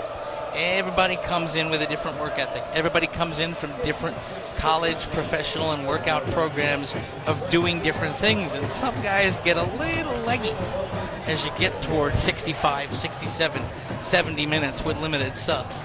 And when you haven't been able to slot them in for the Bucks to their own training regimen and get them used to the match routines that they have during the season with substitution patterns, that's where pace and fitness and fatigue kind of show through, especially in a hostile away environment like the Bucks are facing tonight. It's Marcelo Borges that's down across the field. They're stretching it like it's a cramp situation, which obviously you hope that's what it is. It was a muggy day here in Hamtramck. Some rain came through, which we were delayed about 30 minutes. There was some lightning in the area, so they had to delay the start of the match. Once the rain came through, really the humidity seemed to leave the air and it cooled down a little bit. An opening kick temperature of 68 degrees. Yeah, but you think about that, okay? An opening kick temperature of 68 degrees, Neil. At this time of night, the last 5 or 6 days, 50. 43, right. 42, 45, and now all of a sudden you have moisture in the air. You know, you've got a slick surface because the rain's come down on it, and you're going to have to run through that, and that all takes its toll. Borges across the field, and he's really trying to walk this off. He is noticeably limping. Now the interesting thing here, by the way, because the clock continues to run, this is going to make the end of this match very, very, very interesting, because remember, this all goes into stoppage time. And so we've had at least 4 to 5 minutes of a delay here through the 2 injury delays that we've had kind of in this second half. And so there's going to be a lot of stoppage time. The difficulty with stoppage time, especially if you are the team that is trying to hold the lead. You know, we see it often in soccer. You know, you'd think you got a 1-0 lead, you keep trying to play your normal game.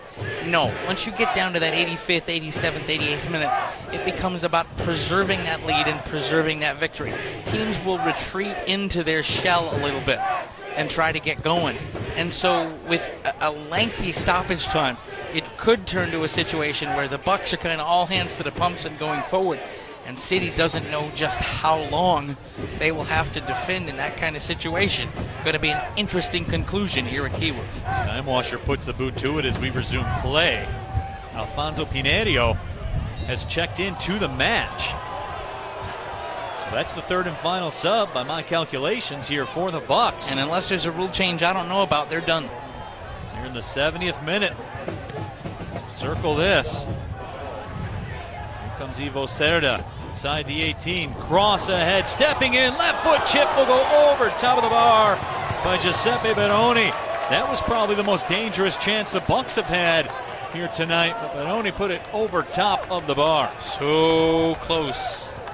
trying to feather that over Steinwascher, and that was a momentary lapse by the City back line to allow a lot of space. Some more tweets coming in with the hashtag Watch City. Acting coach Austin checking in from Kansas City, but my heart is always at home with Detroit. Johnny Maria 316, I'm in Ferndale. Great job, guys.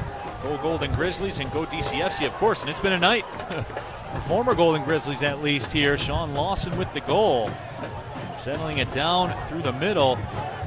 Mitch Guitar. It's all hands on deck here for the Bucks. I'm loving the left midfield the partnership being formed between Mentzingen up front and Bartel for City. They are teaming up on Bucks midfielders, with Mentzingen coming in and chasing from the front side and Bartel being that holding man in the middle. And it's turning things into a bit of a vice from which City is squeezing possession away from the Michigan Bucks in midfield. Pinheiro on that chance for the Bucks. His first touch let him down. Jimmy Hague sends it up ahead. Nice touch there by Mentzingen to get it to Deakin. And look at Deakin taking the nice measured pass. Not trying to go forward too quickly, looking for the open space. And City get a throw here from which to set things up. Danny Deakin in the middle of midfield. So good for City so far this season. Elliot Bentley tosses it in. Ball goes across the line as it's escorted out by Jared Timmer. So the goal kick coming, and right away, John, a little more pep in the step of the Michigan Bucks as we motor on into the 73rd minute. Fans, you take your next experience at Keyworth Stadium to the next level by upgrading to the DFCU Financial Lounge for complimentary food and drinks and on-field seating. Go to tickets.detcityfc.com, and the next 9 minutes are presented by Detroit City Fieldhouse. Detroit's new indoor athletic facility opening September of 2018. Leagues are now forming. Check out detcityfc.com/fieldhouse for more information. Very exciting project going on for Detroit City FC. And that ball look out through, and Nate Steinwascher off the line just ahead of Jake Rufe. Smart play by Steinwascher to come out and collect that ball, not wait to try to make a save. Man chasing down a ball free in the box, and Steinwascher came out and claimed it. Nate is not a keeper that loves coming off of his line, but he's done it twice tonight in very key situations, and it's helped City keep their 1-goal lead. Through the middle, playing it away is Brandon Bartel. Bartel plays his college soccer at Penn, played over 1,500 minutes last year with every match started as a sophomore. Also spent some time with the Orlando City SC Developmental Academy. By the way, we talked about Danny Deakin being great in midfield. Mom and Dad Deakin, watching us from the great city of Sheffield. They're tuning in from across the pond watching tonight. Staying up late. Put the kettle on. Have a cup of with milk for me, please. Corner kick up coming for Detroit City. The clock becoming the enemy with every tick for the Michigan Bucks. Clock reads 74th minute. I think we're going to have anywhere between 5 and 7 minutes of added time. Here comes a corner sent in. Oh, and Hague had to be sharp. That thing was coming towards the bar with pace, and Hague touched it over the top. That is such a good save by Hague to come in and make that tip over the bar. He jumps a second later, and I think that thing curls in underneath, and it's 2-0 City, and this place goes absolutely mental. Here comes Danny Deakin again. Serve the corner in. The short side is open. Deakin instead sends it towards the 6, and there was pace on that one. Jimmy Hague had to be off the line one more time. Danny Deakin is bending the ball well early in this season for City. That curled right in. A little high for anything to be done. Nobody could get a really free header on a ball that came into the 6 that high. But what a bend on the ball early this season from Deakin so far for Le Rouge. Rufe sends it back. Cerda. Rufe. Guitar. Left side headed down and cleared out by the City back line as they rise to the challenge defensively. Daniel Mukuna trying to get the attack started one more time. Mukuna, however, a step further back than he played in similar situations in the first half. A little more respect for what Mentzingen and Lawson and they've been able to do up front. And look at Cyrus through midfield. If he can put this through, no, he'll choose to turn it back. There was a moment there where he might have been able to slide it through to Rufe, but that moment vanished with a nice job by the right back to close down the space. Boy, how about Elliot Bentley there, creating some space for Saydee to work in. Deakin sends it out wide to the right. Deakin again working against Barone.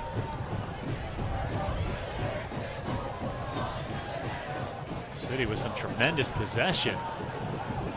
Some of the better possession of the evening so far from them. Settling it down. Mentzingen. He will go with it to the corner. Mentzingen has it played away by Rufe.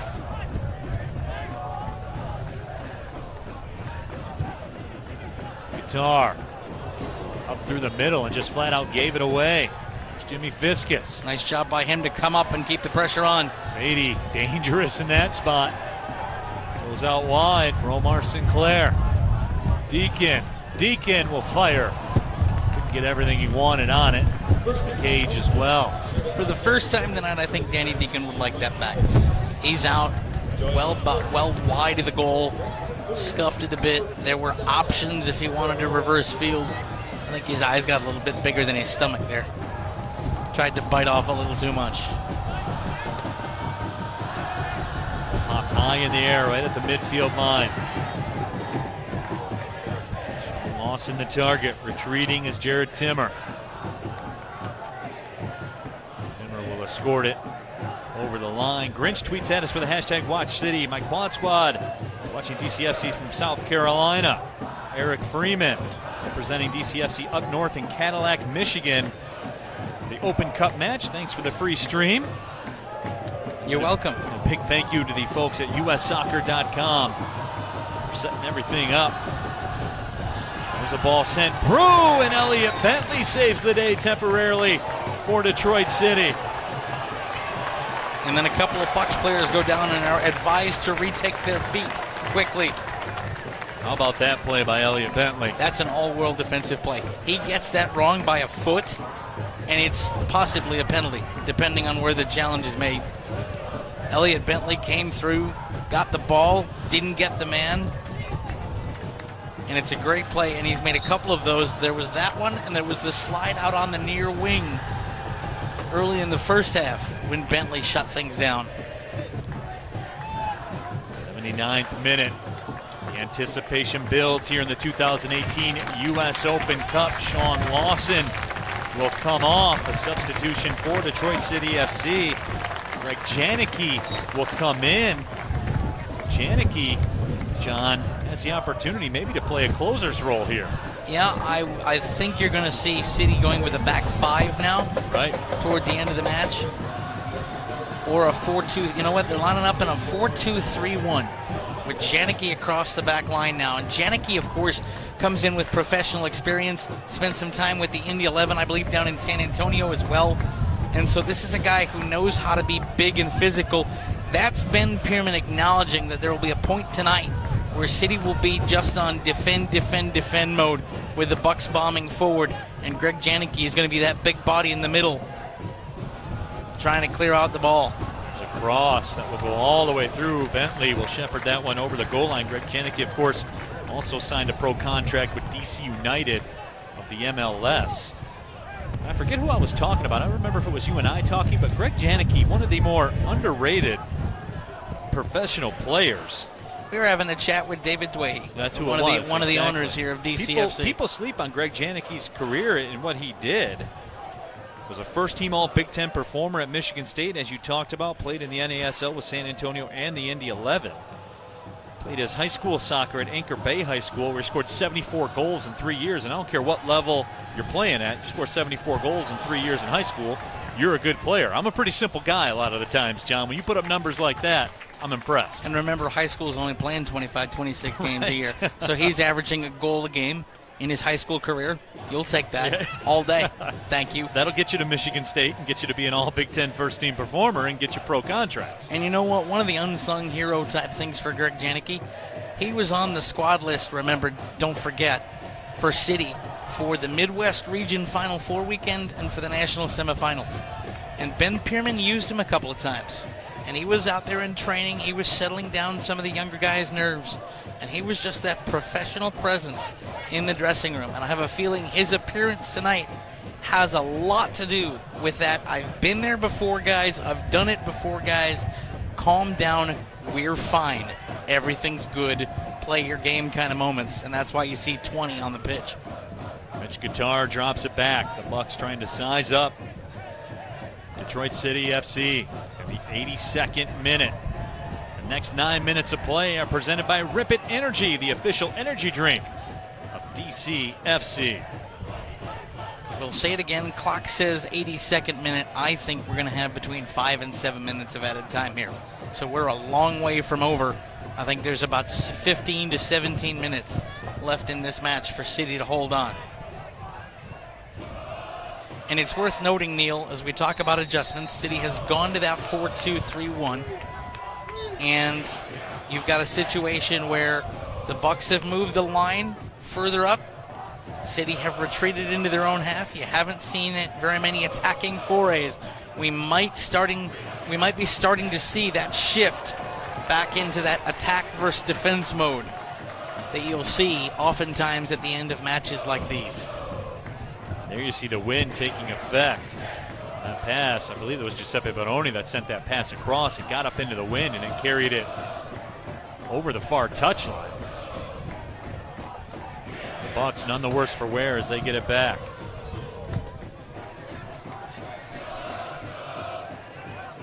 Northern Guard, the supporters section of DCFC, haven't stopped singing tonight. Made it a great atmosphere here.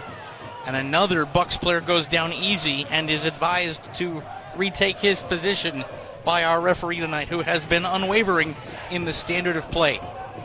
I don't think you'll have a situation tonight where you can in any way take a look at our officiating crew. One hopes they continue this excellent performance. They've let these two teams decide it with a standard they set early. The teams have adjusted to it. I don't know who the referee's name is this evening. That's a good thing. That's what every referee wants. And the officiating crew tonight has been great. Oh, and they'll call a penalty in the left side of the 18. And as it was I Brad say that, Ruhaek that went down. And I wasn't quite sure. I wasn't at a great angle from up here in the booth to see exactly what happened. But that was just inside the left corner of the 18, so a penalty has been awarded to the Michigan Bucks.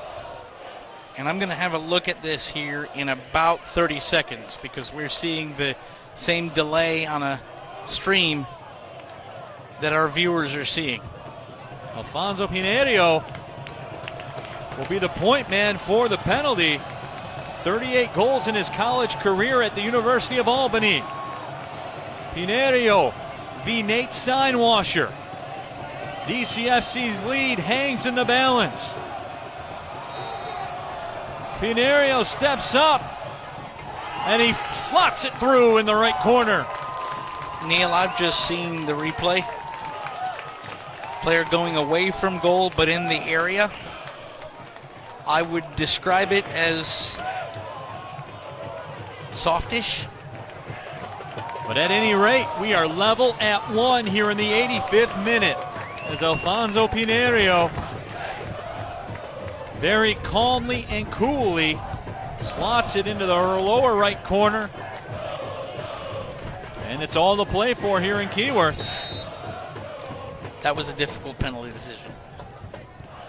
I will say this, the City player who conceded the penalty was out of control with his body. It makes it an easier decision for the referee to, if perhaps the Bucks player goes down if the City player's body is out of control, then bad things can happen. So we are level at 1 here in the 86th minute. Wow. That quickly it turns. And so now we get to talk about extra time procedures here in the U.S. Open Cup. 30 minutes of extra time, 2 15-minute halves, no golden goal. If we are even at the end of extra time, we go to penalties. With everything on the line, that's something that we've seen before with these two teams in the U.S. Open Cup back in 2016. They played a match at Oakland University. And that was a story. Detroit City FC emerged triumphant in that matchup. Will we see it again here tonight? We got a long way to go between now and then as we're in the 87th minute. Giuseppe Barone. And the whistle sounds. There will be a yellow card issued to Brad Centala. And right now, John, Detroit City FC has to keep their composure. Yeah. Still everything on the line here. Brad was out of control there, and he had a couple of plays earlier in the half where he was out of control and was whistled for a foul but not booked. I think that's a booking for continuous, persistent fouling. So here comes the restart for the Bucks. Sent up towards the left corner. Headed up in the air and headed out of danger's way by Jimmy Fiscus. But a corner coming. And John, the Bucks have gotten this goal and they have not let up. They're continuing to press forward. And City look a little bit out of sorts. The back line looks a little unnerved right now. And they need to be better composed. So the corner upcoming. Sent in, played back out. Short corner and a nice job by City to just hoof clear and concede the other one. And now it's time for tonight's attendance. The official attendance brought to you by Rip It Energy. For tonight's match, the official attendance is 3,416. So a big thank you to everybody coming out to tonight's match, 3,416. As always, attendance brought to you by Rip It Energy.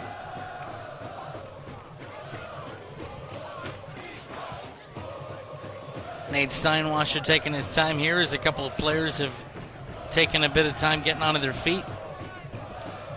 So Steinwascher now will put the boot to it. We move into the 89th minute. We have had a lot of injury time here through the second half. So John, as you talked about, you can expect a good chunk of stoppage time. Steinwascher outkicks everybody.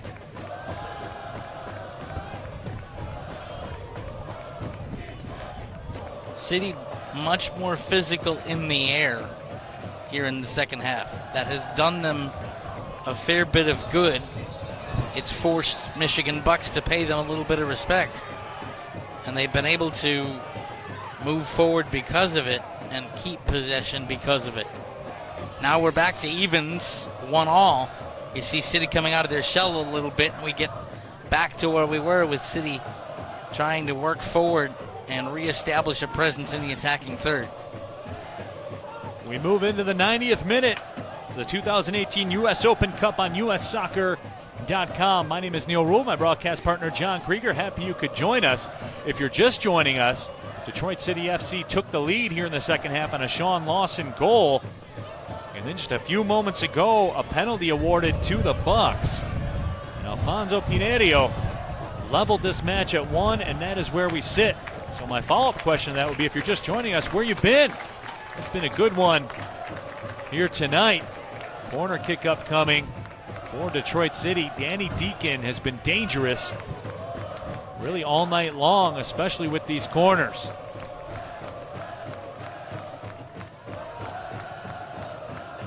City setting up like they want Deakin to go to the back post.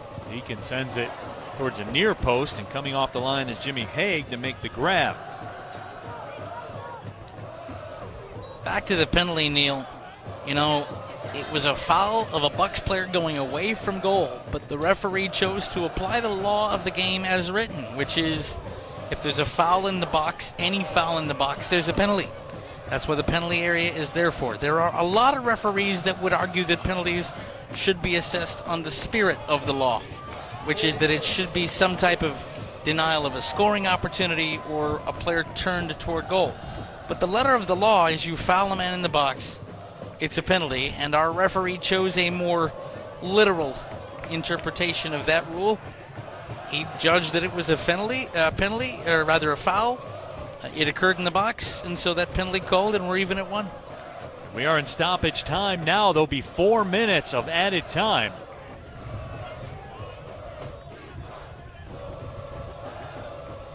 Going along the far sideline for Detroit City. Up ahead, the Bucks try to control it, and they do. Back heel towards the right corner. Janicki turns with it. Sent all the way out.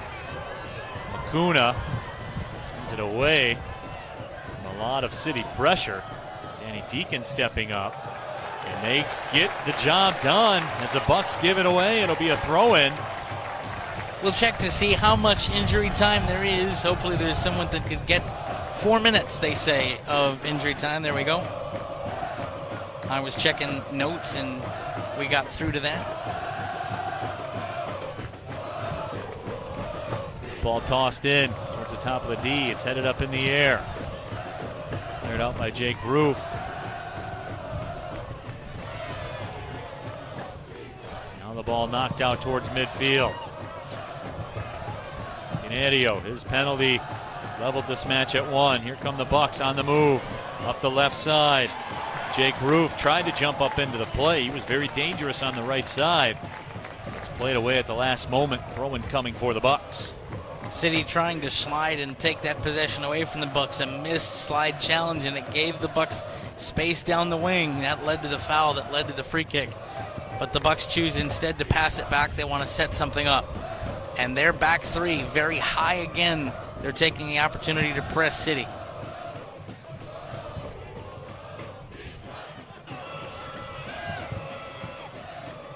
Goldsmith taken down, and this will be a very dangerous situation. The official going to his pocket for the yellow card. That's Saydee going in the book. Foul from behind. You foul a man from behind, you are putting your life in the referee's hands. And Cyrus clearly fouled him from behind.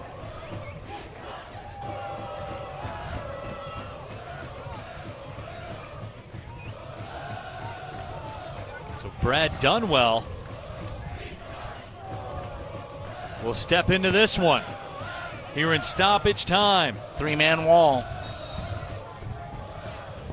Dunwell, right foot, goes towards the back post. It's flicked on. Steinwascher will make the grab. Smart by Steinwascher to come out and collect and keep it from going out of play for what would have been a corner.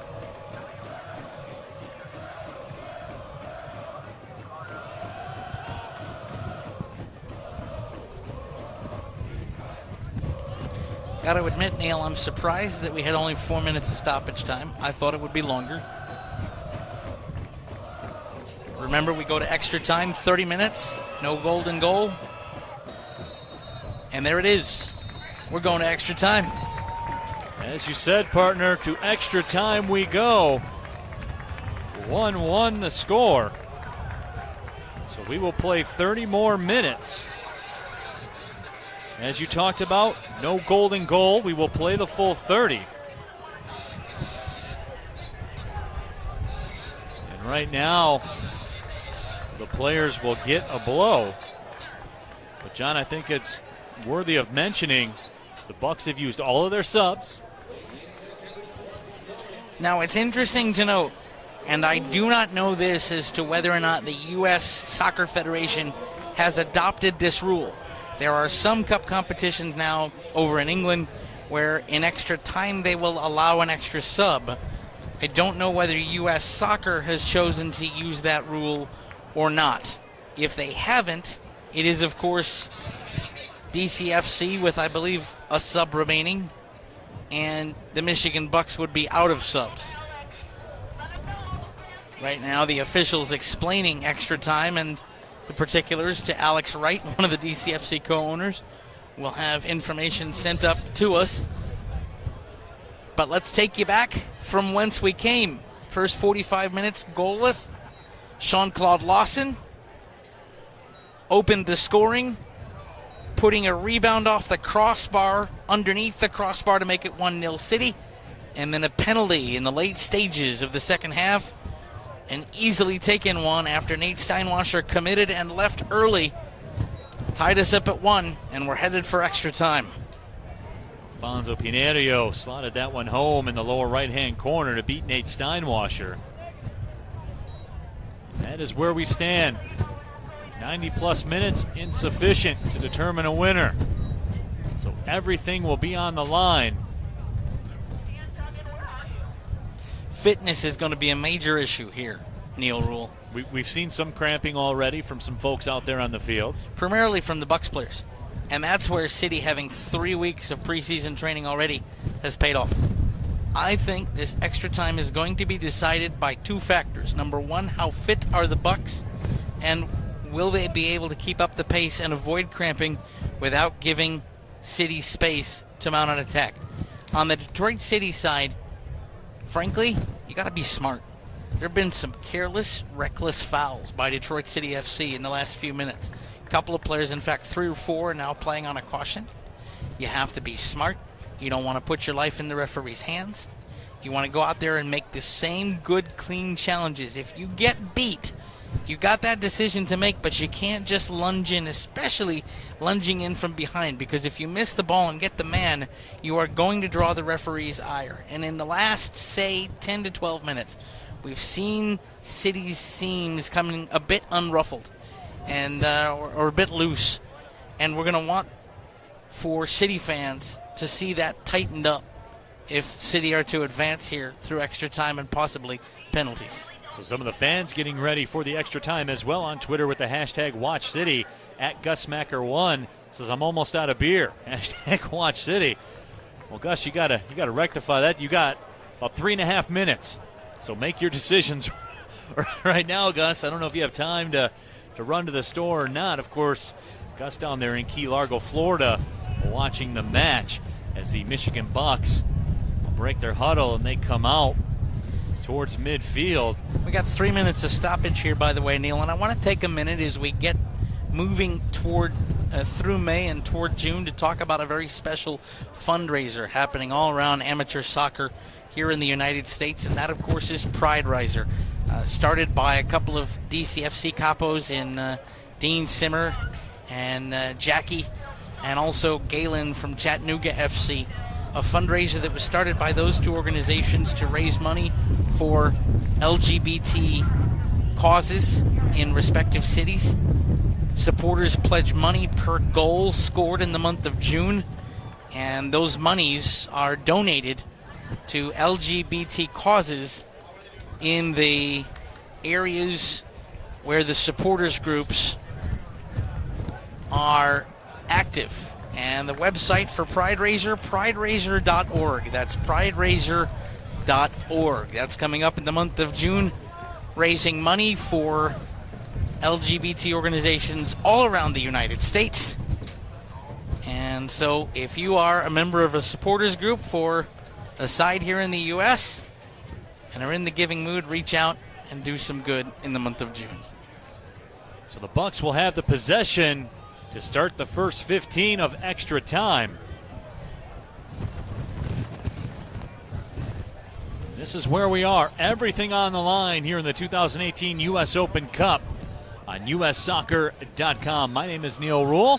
My broadcast partner John Krieger. The official whistle sound. And away we go. Keep in mind, not a golden goal situation. So we will play the entire 30 minutes of extra time.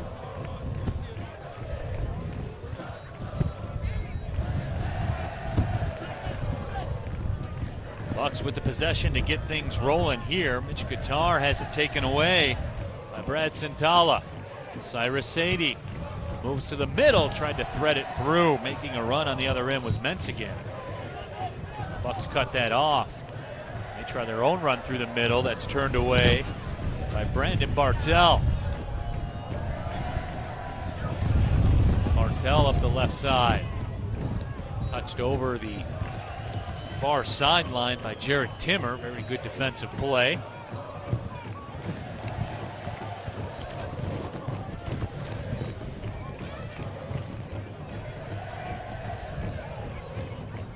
Throw in on the far sideline.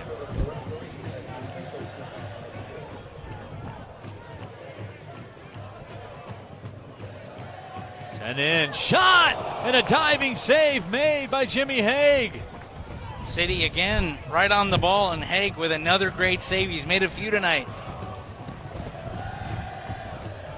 So DCFC with some pressure.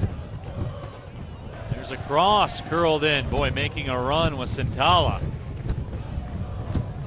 Centala almost got on the end of that cross. Oh, look at Janicki being physical in there. And he couldn't win possession, but he slowed down the Bucks for a minute. Pinheiro. He's got the equalizing goal for the Bucks on a penalty, but a tremendous slide tackle made by Stephen Carroll. Carroll's been very good on the back line tonight. Made a couple of challenges in the first half. A couple more here.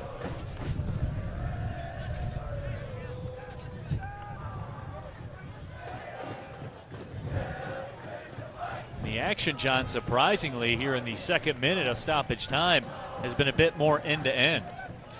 You know, I thought there would be a little bit of a let's get back into the flow period. Nope, they're right back at it. Bucks with a very high line again. Brad Ruhaek crosses it, the bicycle attempt. He fell off the bicycle. Yeah, absolutely. So Nate Steinwascher will pick it up after the obligatory pressure from Pinheiro.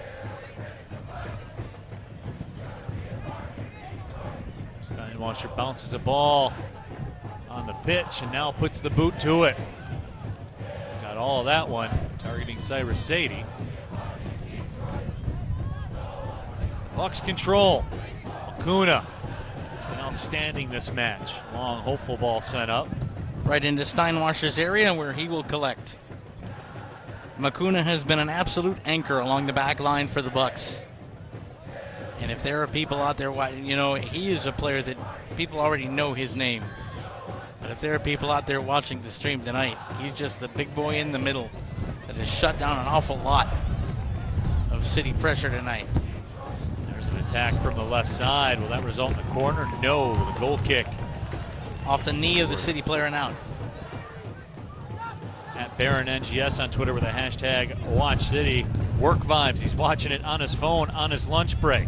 Good on you, Baron. That's commitment right there. Don't let that silly work stuff get in the way of the U.S. Open Cup, man. Nope. That's why we have streams. Absolutely. Besides, this is productive and patriotic. You're being a good American. Well done.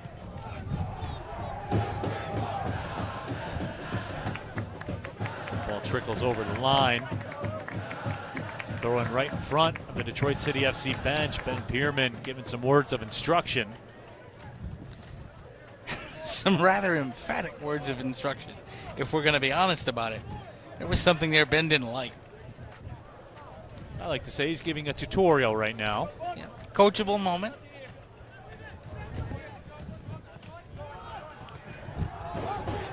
Throwing popped up in the air. Mukuna. You're going to say that's a Bucks throw. Brad Ruhaek will come over to do it. Ruhaek played 6 matches for North Carolina FC of the USL last year. Joe, there is a red card issued as Ivo Cerda is down on the turf. And the fans here at Keyworth and also the Detroit City FC players not happy about that. It's a reckless challenge. The referee is saying it's a high boot.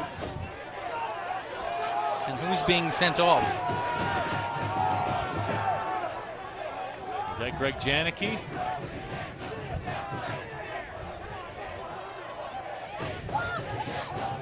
Yes. Greg Janicki gets the red card. Ivo Cerda still down on the turf now as he pops up. So Detroit City FC here in the 5th minute of stoppage time will play the rest of this match with 10 men. Neil, Janicki went in with a high boot, and the referee is saying he made contact, and if you go in with a high boot extended like that, and the referee sees you make contact with your studs, you're going to be done. We saw that happen here at Keyworth a couple of weeks ago with a player being sent off for a high boot. Janicki was going to try to play a ball, had his leg fully extended. The referee said he made contact with the player, and when you have a high boot like that, that's an unnatural and reckless play in the laws of the game, and that's why City are down to 10 men. Looks like City will slide into a 4-4-1. Down to 10 men. So now, John, if you're Detroit City. Well, first of all, you're absolutely right about the formation. Well done. That pass threaded through. Nate Steinwascher, though, will jump on it. So if you're City right now, John, penalties probably looking like the goal right now. You know, you hate to say that, but yeah. I mean, yeah, let's just live in reality here, guys. That's where you're at. And now it becomes, having played 6 minutes of the opening half of extra time, you got to hang on for 24 minutes. And if you can get forward, that's fine. But you can't get forward at the expense of allowing yourself to be exposed at the back. It becomes the risk-reward situation. And especially with some of the Michigan Bucks pacey players out wide, even though they're out of subs, if you overcommit and you open up space, you allow for runs in behind you. So can DCFC hold the fort for about 23 minutes of stoppage time? We will find out, or excuse me, of extra time. We will find out here in the 2018 U.S. Open Cup on USsoccer.com. My name is Neil Rule, my broadcast partner John Krieger. Happy to have you with us. We are level at 1, with Detroit City FC up against it now, playing with just 10 men. And City, with the 4-4-1 formation, they're just trying to deny those passing lanes, go a little wider on the wings with the wide midfielders now, not allow the runs through, batten down the hatches. And you take a look at it here, Neil, there's a ball in midfield there. City, earlier in this game, might have tried to win a challenge and go forward. Now they're waiting for that ball to be played and just content to keep the ball out of their defensive third. That is the scenario right now for the Rouge. Steinwascher puts that one up near the heavens as it comes down in midfield. The Bucks trying to possess now. They'll try the left side. There's Giuseppe Barone. He's been dangerous at times here tonight. Barone will win a corner. Nope, they'll give it a goal kick. I think that's a good decision by the official. By the way, the winner of this match, whoever it may be, will head down south to the state of Ohio in the Queen City. It will be a date with Cincinnati FC at Nippert Stadium that was a cauldron for opposing sides in last year's U.S. Open Cup. They were the darlings of the U.S. Open Cup last year. And that's going to be a fun environment down at Nippert Stadium for whoever survives this war of attrition in the first round of the U.S. Open Cup. FC Cincinnati has it popping down there. There's no question about that. A tremendous environment down there as well.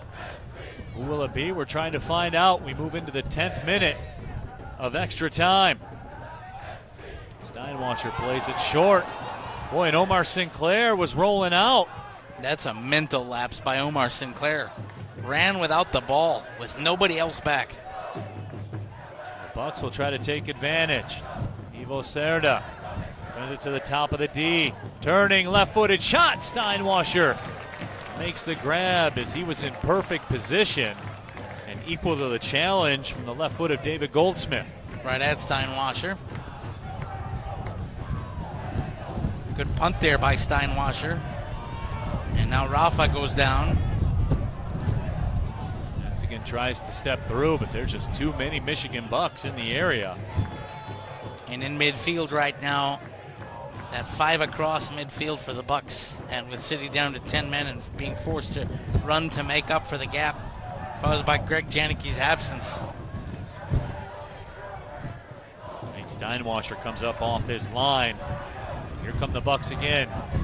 Stepping through the middle. Look out on the near side if they choose to reverse field. Barone here stepping through the shot and the save made by Steinwascher. What a save by Nate. Well, maybe the best look the Bucks have had here tonight. And Steinwascher rises to the challenge. What a save by Steinwascher to go down and get that ball. Now City need to be careful of this set piece here in the 11th minute of extra time. Giuseppe Barone will be the point man on the corner. Bucks with that man advantage. Detroit City with 10 men. Back post. It's knocked back over the goal line by City. Another corner coming up for the Bucks here in the 12th minute. It was dangerous. That went off Carroll's chest and back into the mixing bowl. And thankfully for City, we shepherded over the line. We'll do it again.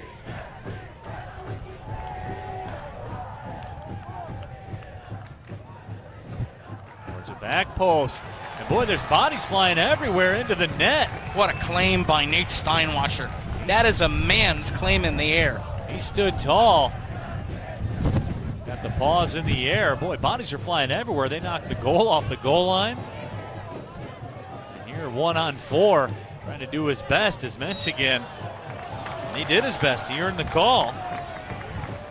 So now City with an opportunity, possibly, John, to serve one up inside the 18 if they so choose. See, the interesting about that, though, Neil, in a different situation, 11v11, you might see City commit men forward, 4 men behind the ball as the free kick was taken. Taking no chances that quickly on the counter on a scuff free kick we could be going the other way.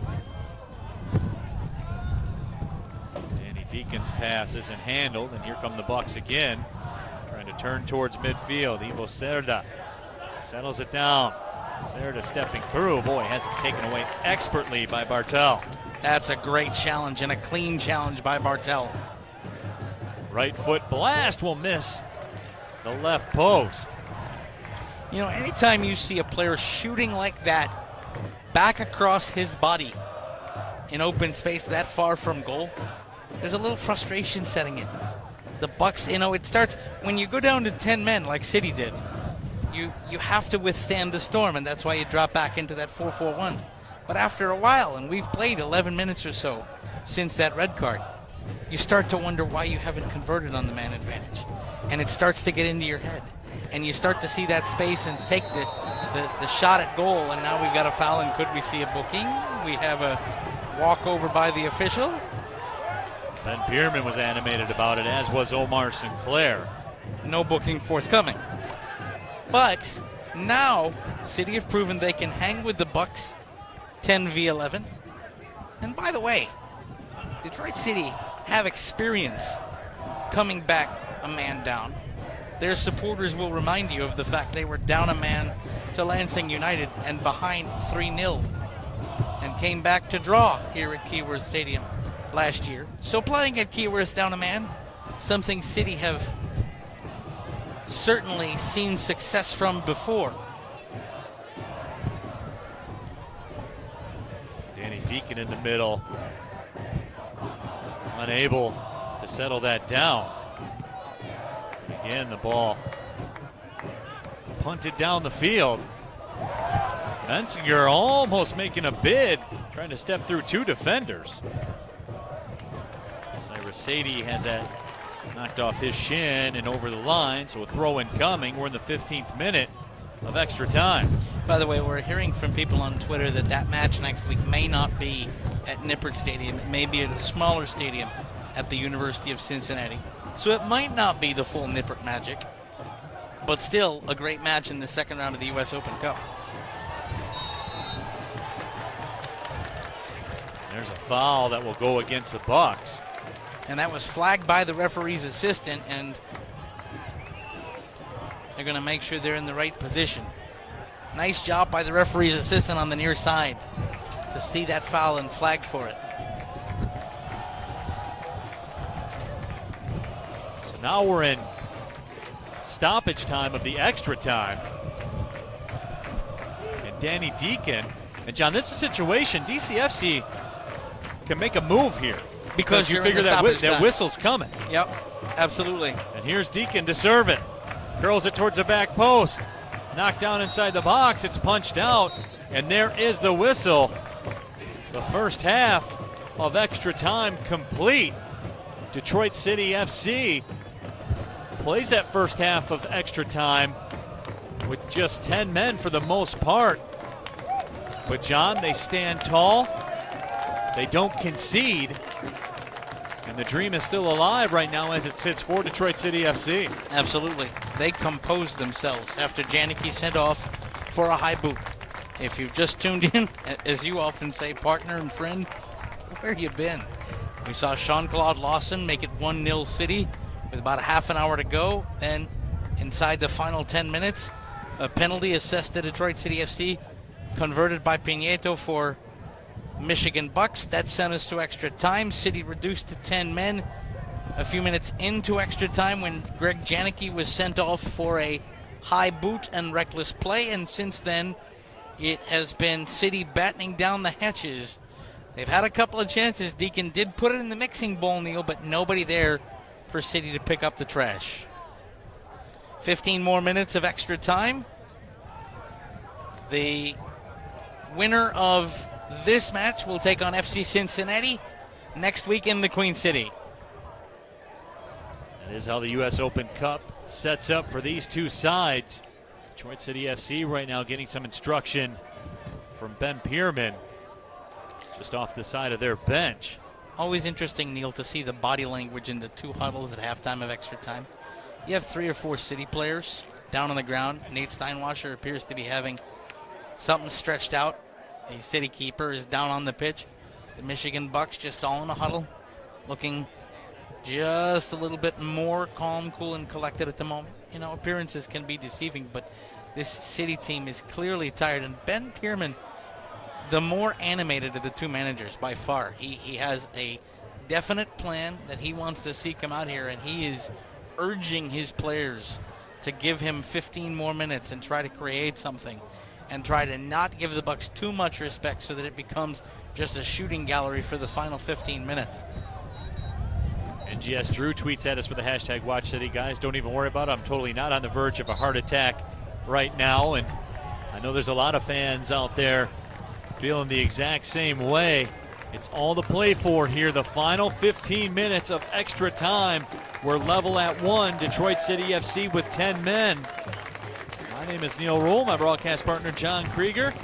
Happy you're with us. The 2018 U.S. Open Cup on ussoccer.com. Happy to have you with us wherever you may be watching. As this U.S. Open Cup continues to gain steam here in America. Very popular event, increasing in popularity with every year that goes by. And this is why. You're playing for your life right now. 15 more minutes, maybe a penalty session on the horizon. One team is going to walk out of here on their way to the second round, and the other team, well, they're just going to walk out of here. Was that a dodgeball reference? We are not on ESPN 8 the Ocho, my friend. That's excellent. So Detroit City FC will have the possession to start with those 10 men. We're ready for the whistle. City will be moving toward the Keyworth, check it away from the Keyworth Stadium wall here. toward their supporters down in the VIP lounge. Their normal home end. And the wind will be at their back. A little bit less than what it was when this match started, but the wind still a little bit of a factor. We've seen that happen a couple times here tonight. Ball sent into Brad Centala. And it over the line. And again, John, as you said, you don't like to put it this way, but if City was given the option, they'd take the penalties right now. They'd bite your hand off right now. Absolutely. Because this Bucks team has been big and physical, and City now coming forward. There's an attempt, but it's right at Hague. Bartel with the opportunity. Hague equal to the challenge. Bucks trying to build some possession as they work their way up the pitch. Cerda, the team captain at the University of Michigan, plays it ahead. Saydee takes a jab at it with the boot. Confident pass from Saydee through the middle of Centala. Anybody else but Saydee, and I'd be wondering about that pass from Cyrus. Nice job. Here's Danny Deakin. Deakin stepping through. He's been good tonight. Danny Deakin still on the move. And it played away at the last moment. And there's 10v11, Neil. Because of right. City's shape, Deakin didn't have anybody to go to. That was a solo recon mission through, and he just got muscled off the ball.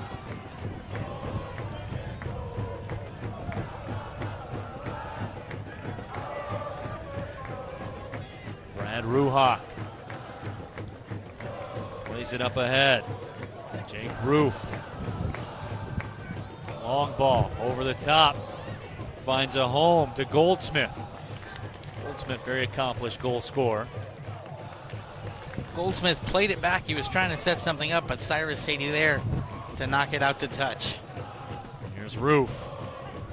Moving towards the middle. Guitar will drop it back to Ruhaek. Guitar now will try the middle to Dunwell. Wide to the left. 18th minute of extra time. 1-1 the score. Detroit City FC playing with 10 men. Rufe. Guitar.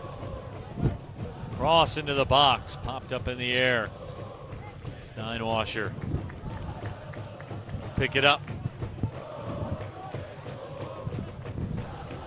And Steinwascher will take a jog to the other end of his area and make sure he can find a friend. And then get a back pass, and that killed about 12 seconds. Steinwascher. With not the best punch in the world. A little bit too strong as he sent it over the far sideline into the crowd. Trying to get the Northern Guard involved.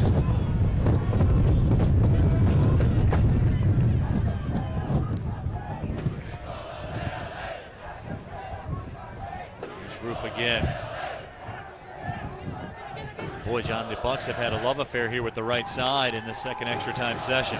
That's kind of the way City had the love affair with the left side in most of regulation time, normal time.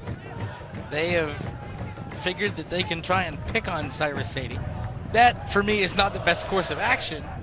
They haven't had much joy with it. But if you bring it up the near side, maybe they're thinking they can reverse field, as they've just done, and then try to cut back and find some space. Dunwell through the middle. Guitar across to the right again. Here's Rufe one more time. Working one-on-one. Curls it over top of the bar. Steinwascher was on it. Nice step out by Rufe to create the space. 1v1. He created his own shooting window, but couldn't control the body enough to put the power behind the ball, and it floated on him. Almost 120 minutes in. Guys moving a little more slowly across the pitch. Roddy Green figures to be the third and final substitution for Detroit City at the next opportunity. As you begin to line things up, don't you, John? PKs. Yeah, you want your guys out there. And that's where it becomes, who do you take off? Because you got to get to penalties. And so you're always loath to take off a defender But you're bringing on Roddy for who in order to set up that PK lineup? Deakin waiting for some help. There's just not a lot of help there because Detroit City FC only has 10 men. Long ball sent up through the right side. Raphael Mentzingen. Mentzingen's been great here tonight. Just can't get on the end of that one. That's 120 minutes of soccer on those legs right now. Yeah, the Valpo product doing yeoman's work tonight. And there's a Michigan Bucks player down with a cramp behind the play. The Bucks keep it going, but it's 10v10 right now. There'll be some space out there on the pitch. Rufe drops it back. Dunwell. Mukuna. And the Bucks player not getting up, so it's a little more serious. And now the Bucks will play it back and ask for the referee to stop things, which as the team in attack, they have the right to do. And so now we'll have a sit down and everybody will wait and recharge, and we get to go into that great unknown known as more injury time. But it's worth noting that the player will have to come off once you've had play stopped for you. You have to come off and then be waved back on by the referee. So for a time, until the referee determines that the Bucks player is fit for play, we will have 10v10. And you look at a couple of City players who are taking the moment to stretch out fully on the Keyworth pitch. Everybody stretch out their own calves. Yeah, everybody's stretching right now. Everybody cramping up, giving it their all for 120 plus minutes. They have literally left it all on the field here tonight.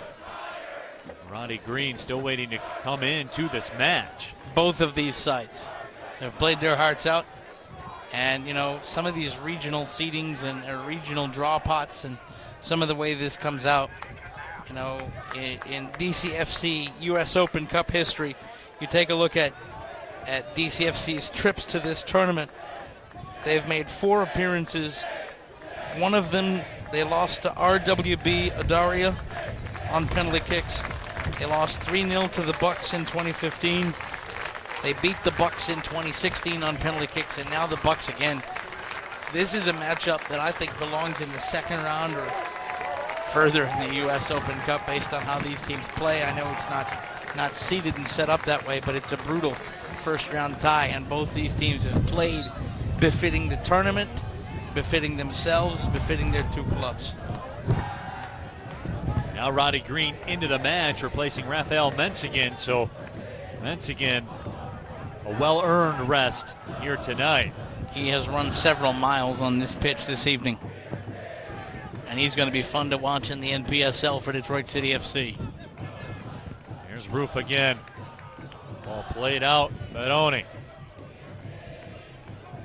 Touch towards the top of the 18, played out by City. A throw in coming for the 24th minute of extra time.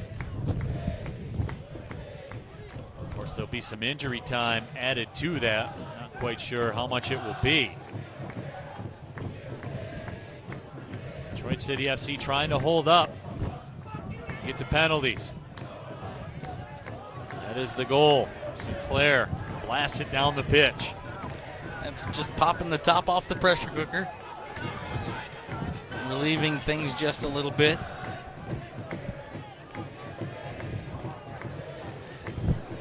Guitar in the middle.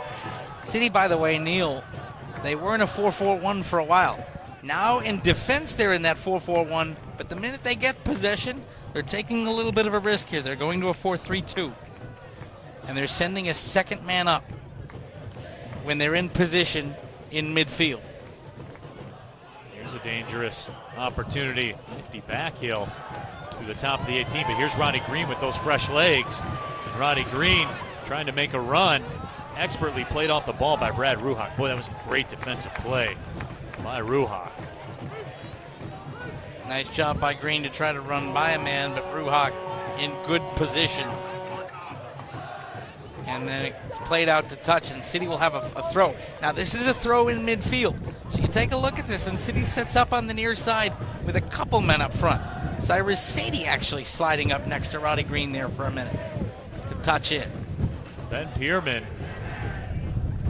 getting about as offensive as you can when you're down to 10 men. Well, now you've played 25 minutes of extra time. You got 5 left, and you've got a chance with the ball approaching the attacking third. You give it a go, see what happens. If you get possession, you maybe commit that extra man, but now you turn it over. And a nice step in there by Centala to rescue it. And Saydee there to give him an outlet to pass the ball to. So many times you'll step in and intercept possession and then have to rush that first touch and give it right back. And Saydee staying right with Centala. Bartel with the pass to Roddy Green. Roddy Green looks like he has juice because he just came into the match. That throw-in awarded to the Bucks. Getting ready to cross into the 27th minute of extra time. Nothing happens, we're going to penalties. Everybody's favorite way to end a football match. I was waiting for that from you. I don't disappoint. 27th minute. Although I suppose when you're down to 10 men, look at this cross. And that's a heads-up, well-controlled header to get it out of danger for City. Saydee heads it over the line. Ruhaek. Mukuna. Dunwell. Guitar. Tried to send it out wide, and they do. To Rufe again. Rufe is cross! And that just misses the right post. I think that was Cerda that got on the other end of it. That just missed the right post because Stephen Carroll sacrificed all of his body to get in the way of Cerda and get a boot on the ball and push Cerda off enough that he couldn't direct it past Steinwascher. Stephen Carroll, you're going to feel that in the morning, and it's a well-done play. Giuseppe Barone with the corner. It curls into play. Headed up to the 6. It's loose out in front. Was that cleared off the line, Neil? I believe it was. Wow. Unbelievable. Off the line. I wasn't quite sure how far the City player was off the line, but Steinwascher giving a pat on the back of one of his teammates that may have kept this game 1-all with 3+ stoppage to go. Ruhaek stands over it. Rufe turning with it. Barone touches it through to the middle, and it's blasted out of harm's way by Stephen Carroll. That's a smart play, Stephen. Things looking a little lax at the back. Just put as much leather through it as you possibly can and make people reset. Absolutely. Well done. 120 seconds of extra time plus stoppage left. Saydee with some wizardry along the near side. Bartel gets it back, sends it down the right side. Sinclair too far. And Sinclair just, the term you like to use, really leggy right now, which you have a right to be. You're almost 120 minutes in. Throw-in awarded to City. Sinclair will scoop it up real quick. Stephen Carroll will jump up to join the attack.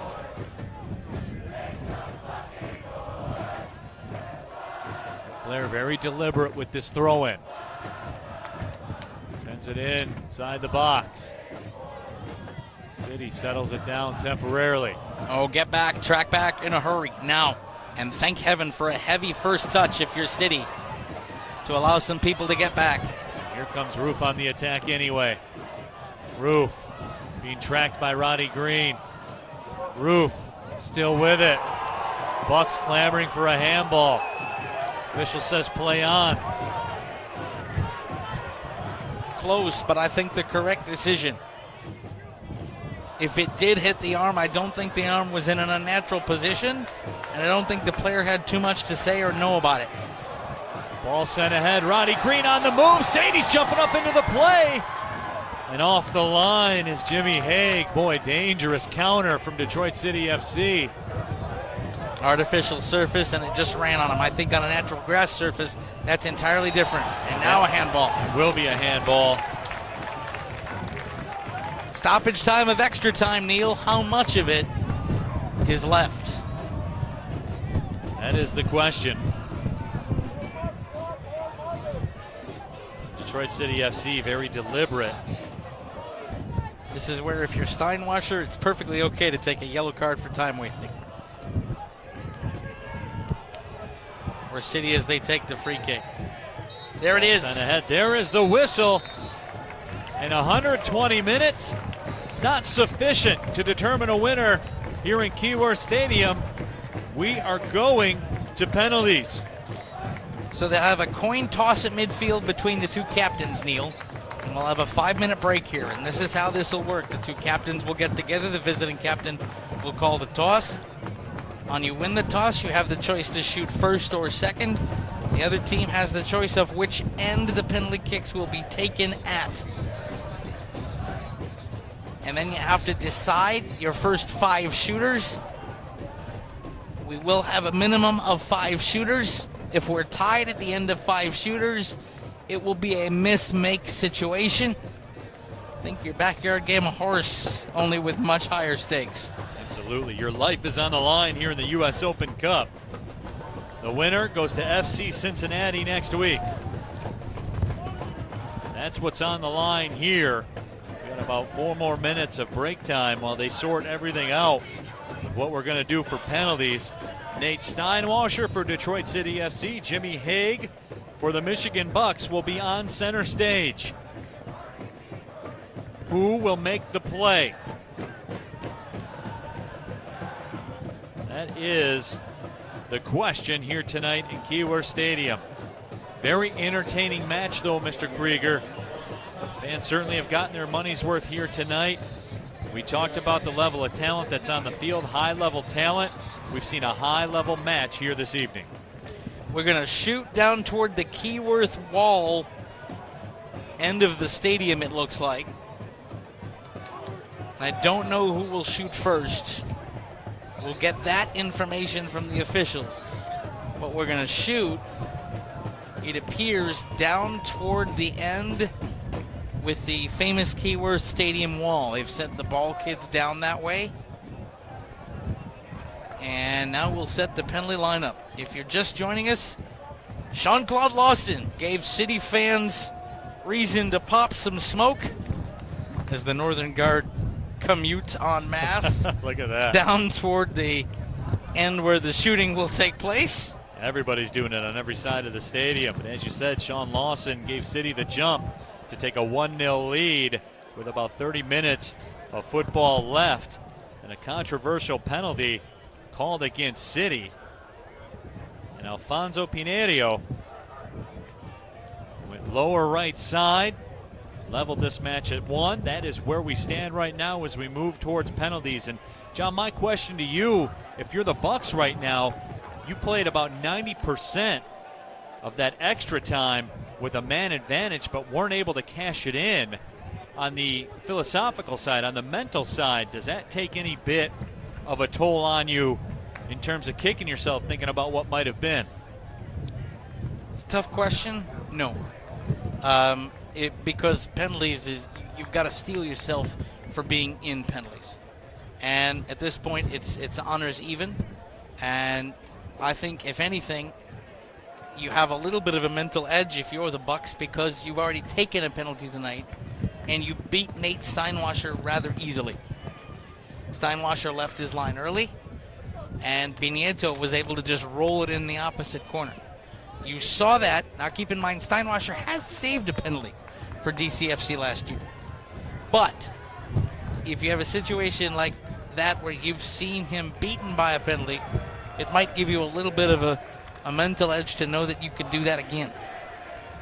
On the other side, Jimmy Hague, a very good keeper, has made some very good claims in the air tonight. Very physical keeper, and untested by City from the penalty spot. Jimmy Hague, the keeper for the Bucks. Nate Steinwascher for Detroit City FC. It looks like the Bucks will be shooting first. The shooter number 12. Alfonso Pinheiro, he's the one that lit the scoreboard for the Bucks. So he will have first crack at it.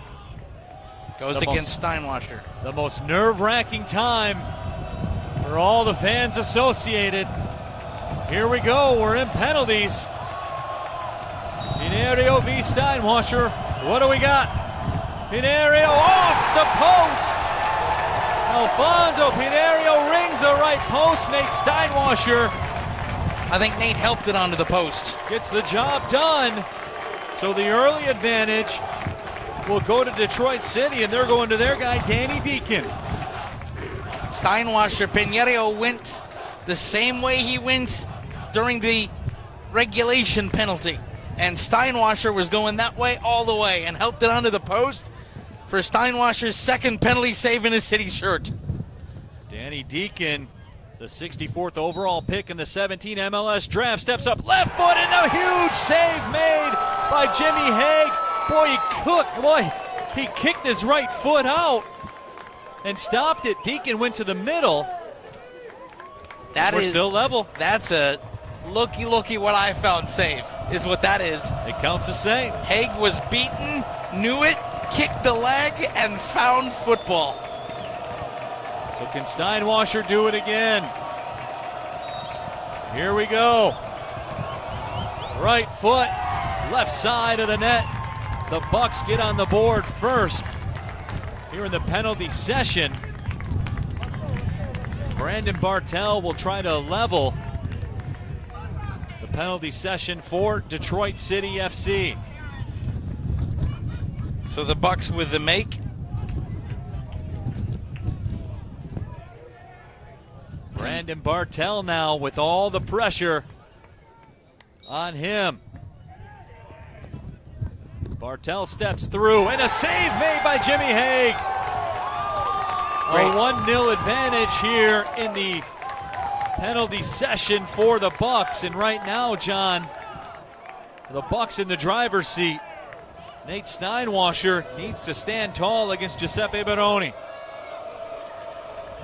So now, with two misses from Deakin and Bartel, Barone coming out and can give the Bucks a commanding lead. First two penalties, one to the right side, one to the left. Where will Barone go? Barone hesitates, fires, and puts it home. A 2-0 Bucks advantage.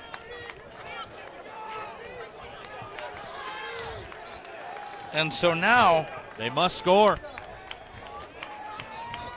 City have to score here. No, they don't have to. But they have to score. Yes. You want to put a little pressure on.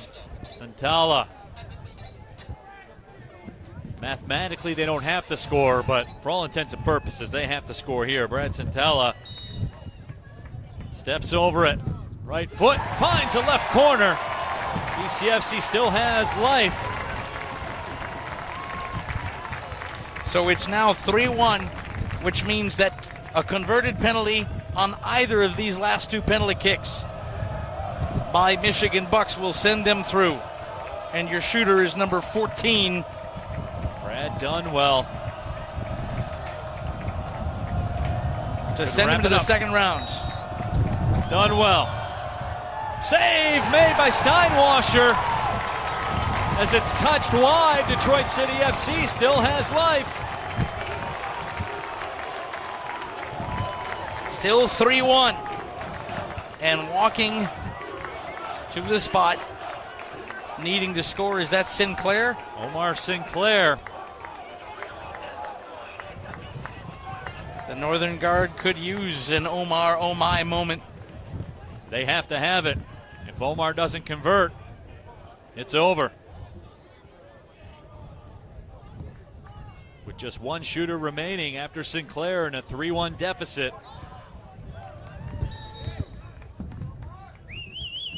Sinclair measures it, hesitates, fires, and scores it in the right side. 3-2. Nice hesitation. Kept moving forward, though. Didn't stutter and stop. Could have been declared a foul run-up. Kept moving forward, which is the rule, and put it past Hague. So we go to the biggest moment of Nate Steinwascher's City career.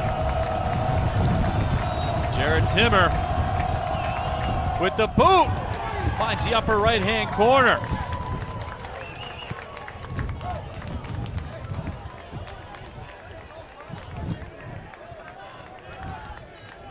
It's a 4-3 Bucks lead.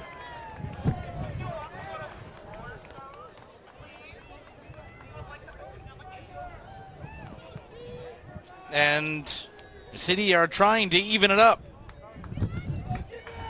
Stephen Carroll to level it, and he does in the left corner.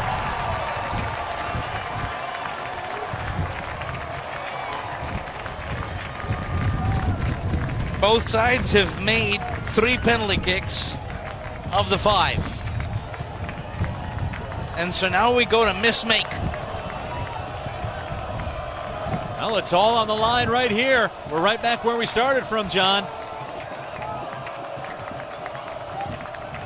Mitch Guitar stands over it. Guitar. Easy. Upper left corner. Very confident take from Guitar. So now it's on City to stay alive. So the official line score at this point, 1-1 after extra time, and 4-3 the Bucks lead on penalties. And to take it now is City's number 22, Elliot Bentley. So Bentley in a huge spot. He knows what it's like to win a penalty shootout at Keyworth. He's done it here before. Last year in the playoffs, needs to do it again. Left foot chip, perfect from Elliot Bentley. A tremendous stutter step too. So we'll do it again. Not a huge run up, didn't give Fiscus, or rather didn't give Hague a whole lot of clues. Just put it in the corner nicely. Ivo Cerda. You got any plans tonight? We could be here for a while. We get caught to the back room, that's fine. I could bed down here at Keyworth. Ivo Cerda. Steinwascher. Cerda. Steinwascher closes the door. What a save by Steinwascher.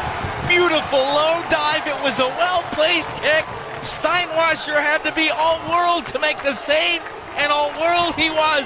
A great dive to the corner with a firm hand to palm it wide, and City have a chance to go through to Cincinnati. Roddy Green can put DCFC into the next round. Can Green deliver? Of course! Roddy Green finds the back of the net. Detroit City FC has a date with FC Cincinnati in the 2018 U.S. Open Cup. Roddy, take a bow, son. You've just put yourself in the Detroit City and U.S. Open Cup history books. Roddy Green, with everything on the line, shows nerves of steel and puts DCFC through, who played almost the entire extra time with just 10 men. They rise to the challenge, and they're moving on. Hague went the right way. He read the way that Roddy Green was going to go. It didn't matter. Top corner, Roddy Green, electric. Tonight, the Kings of Keyworth booked their passage to the Queen City, and DCFC lives to fight another day. I told you they play well 10v11 in this building. They prove it again tonight. They battened down the hatches with a rear guard effort to get to penalty kicks, Neil Rule, and in penalty kicks. A couple of huge saves by Steinwascher, and then Roddy Green puts them through and books Detroit City's passage to the second round. Time for us to pick our man of the match, Neil. Do you have a thought on who your man of the match is? Is it easy as saying Roddy Green, or do you pick someone else? I mean, Nate Steinwascher put him in the spot, right? I mean, can you do, and I don't like to do this usually and do the whole co-thing, but I think you got co-men of the match here tonight. Roddy Green delivered, Nate Steinwascher delivered. Detroit City FC is moving on. I'm right with you, partner. Credit where credit is due, and we'll take our viewers through how we got to the situation and with the penalty shootout. But you have Steinwascher that came up with a couple big saves to extend the shootout. And then, of course, you had Roddy Green with a cool penalty. But in regulation and extra time, let's not forget Mentzingen, who ran all over the pitch.